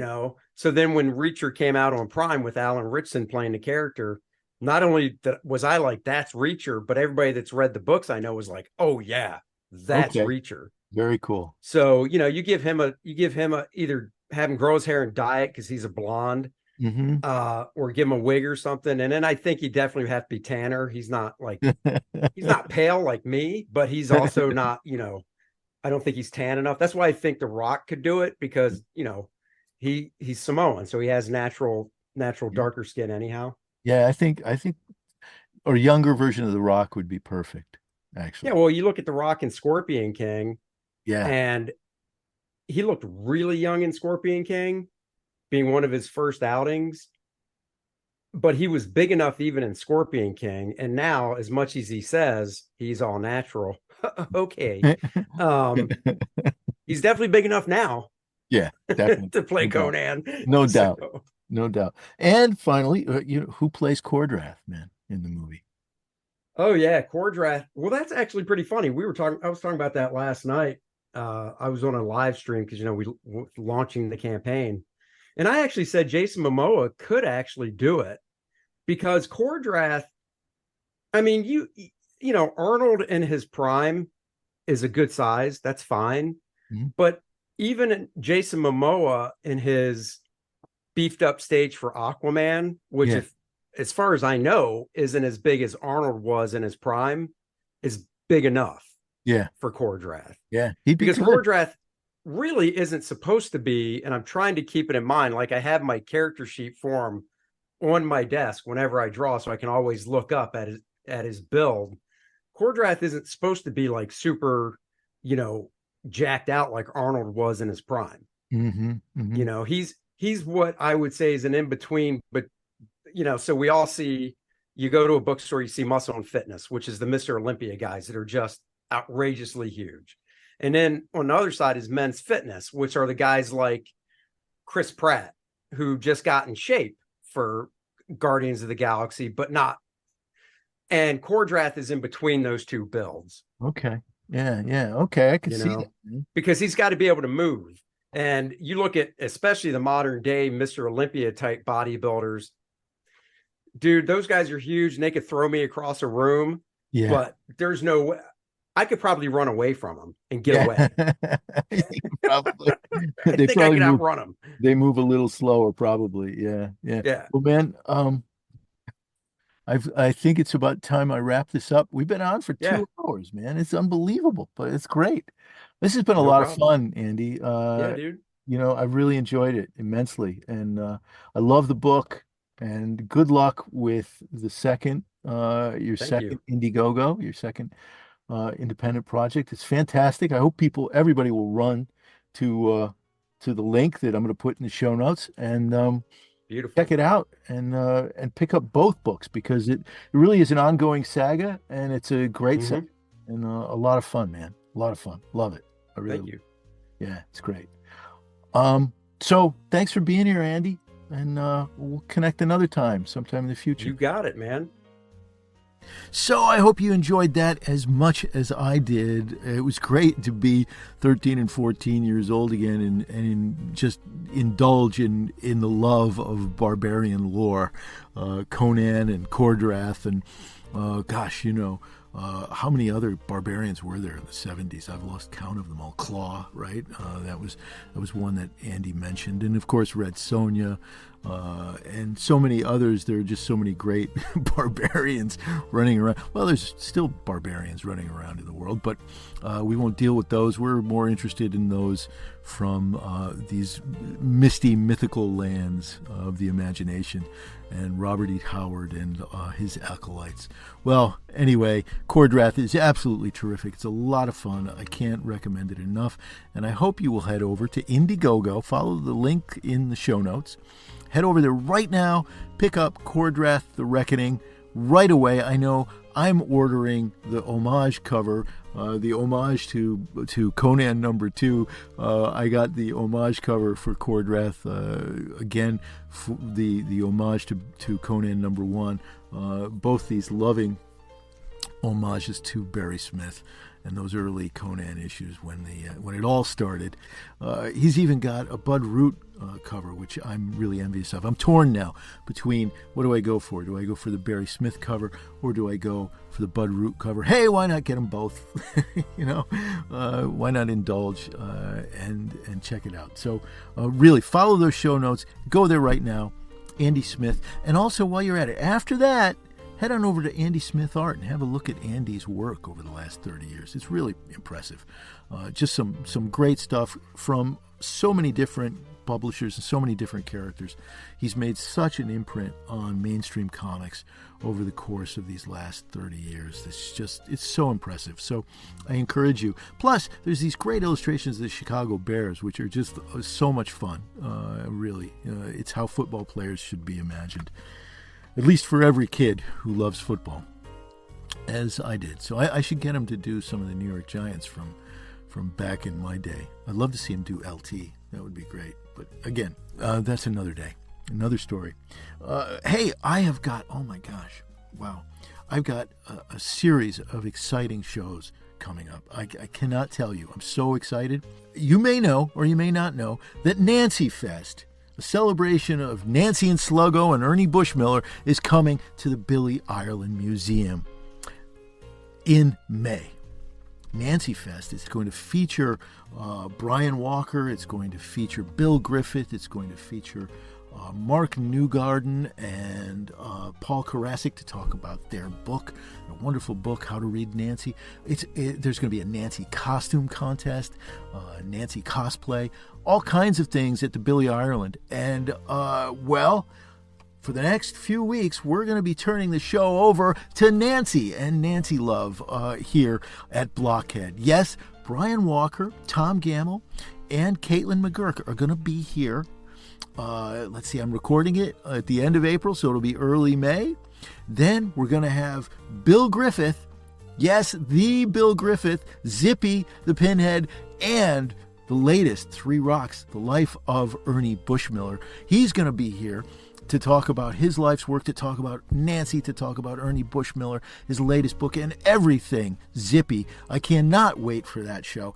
And I'm still working on a third guest, and that should happen. So the whole month of May is going to be the celebration of Nancy in concert with the events at Billy Ireland, because there's a big, not only is there Nancy Fest, but that's the opening of a brand new Nancy retrospective at the Billy Ireland Museum, located in Columbus, Ohio, on the Ohio State University campus. And Nancy Fest, which is May 24th and 25th, is celebrating the opening of the Nancy Show, Ernie Bushmiller, and beyond.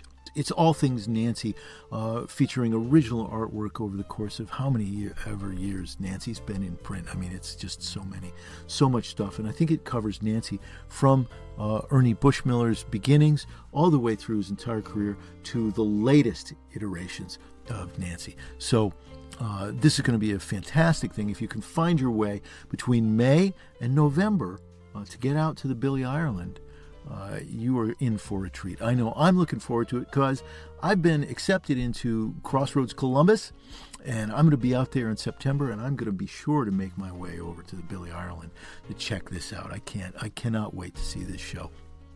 So anyway, all of May, this is so exciting. May, it might even spill into June. This celebration on Blockhead of Nancy and Ernie Bushmiller. I cannot wait.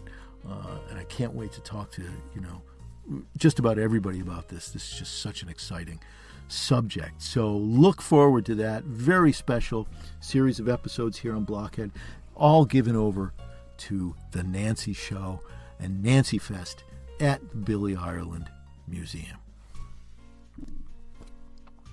Having said that, having wet your whistle for it, let me tell you a couple of other things going on. I am going to have a Kickstarter either late May or early June. It is for the second volume of Captain Daiquiri Jones and the Space Rockettes. It's called Captain Daiquiri Jones and the Space Rockettes Sunday Adventures. And that gives you a hint as to what it is. Well, I might as well just tell you. It is at least 20 pages, full-color comics, Sunday page comics. Each page is an individual installment of a longer story that takes place over 20 pages, all printed on a tabloid newspaper. Yes, just like Donut and the Cheeseburger, which turned out better than I could have expected. I mean, if you haven't seen Donut and the Cheeseburger, well, I'm sorry about that. You can still, by joining Patreon, patreon.com right now until June 1st, you have the opportunity at the paid level of getting a free copy of Donut and the Cheeseburger, signed by me. There are a few of them left, not a lot, but if you sign up for Patreon at the paid level now, you will find yourself winging its way to you a free copy of Donut and the Cheeseburger. But already there's rave reviews for it on Facebook and elsewhere. It's just amazing.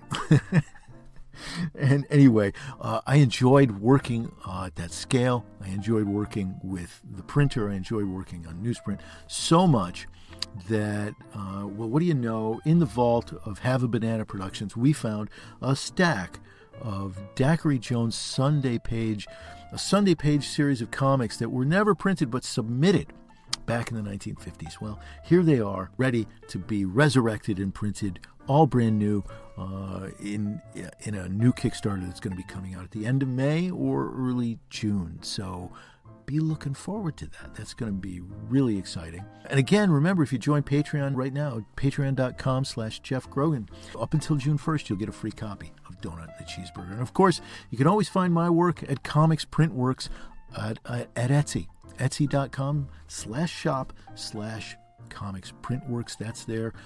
Link in the show notes to both of these exciting endeavors. Well, I think that wraps it up for me for today.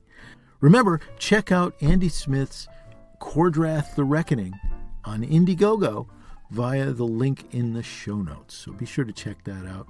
And you can follow me on Facebook or on Instagram, preferably on Instagram at Green Screen Comic, okay? Green Screen Comic, I'm there. That, again, is in the show notes, too, so be looking for that. I hope you'll join me there. Keep up with all of the news for Blockhead, for my work, and other things. And I look forward to following you back if you follow me. So, yeah, I think I'm exhausted. That's a lot of stuff for one day. Well, okay. Next time around, Brian Walker, Tom Gamble, Caitlin McGurk, all from the Billy Ireland Museum to talk about Nancy Fest and the Nancy Show. What could be better? So I will see you in a couple of weeks. In the meantime, be safe, be happy, take care of your loved ones, give your cat and dog a hug. And as always, thanks for listening.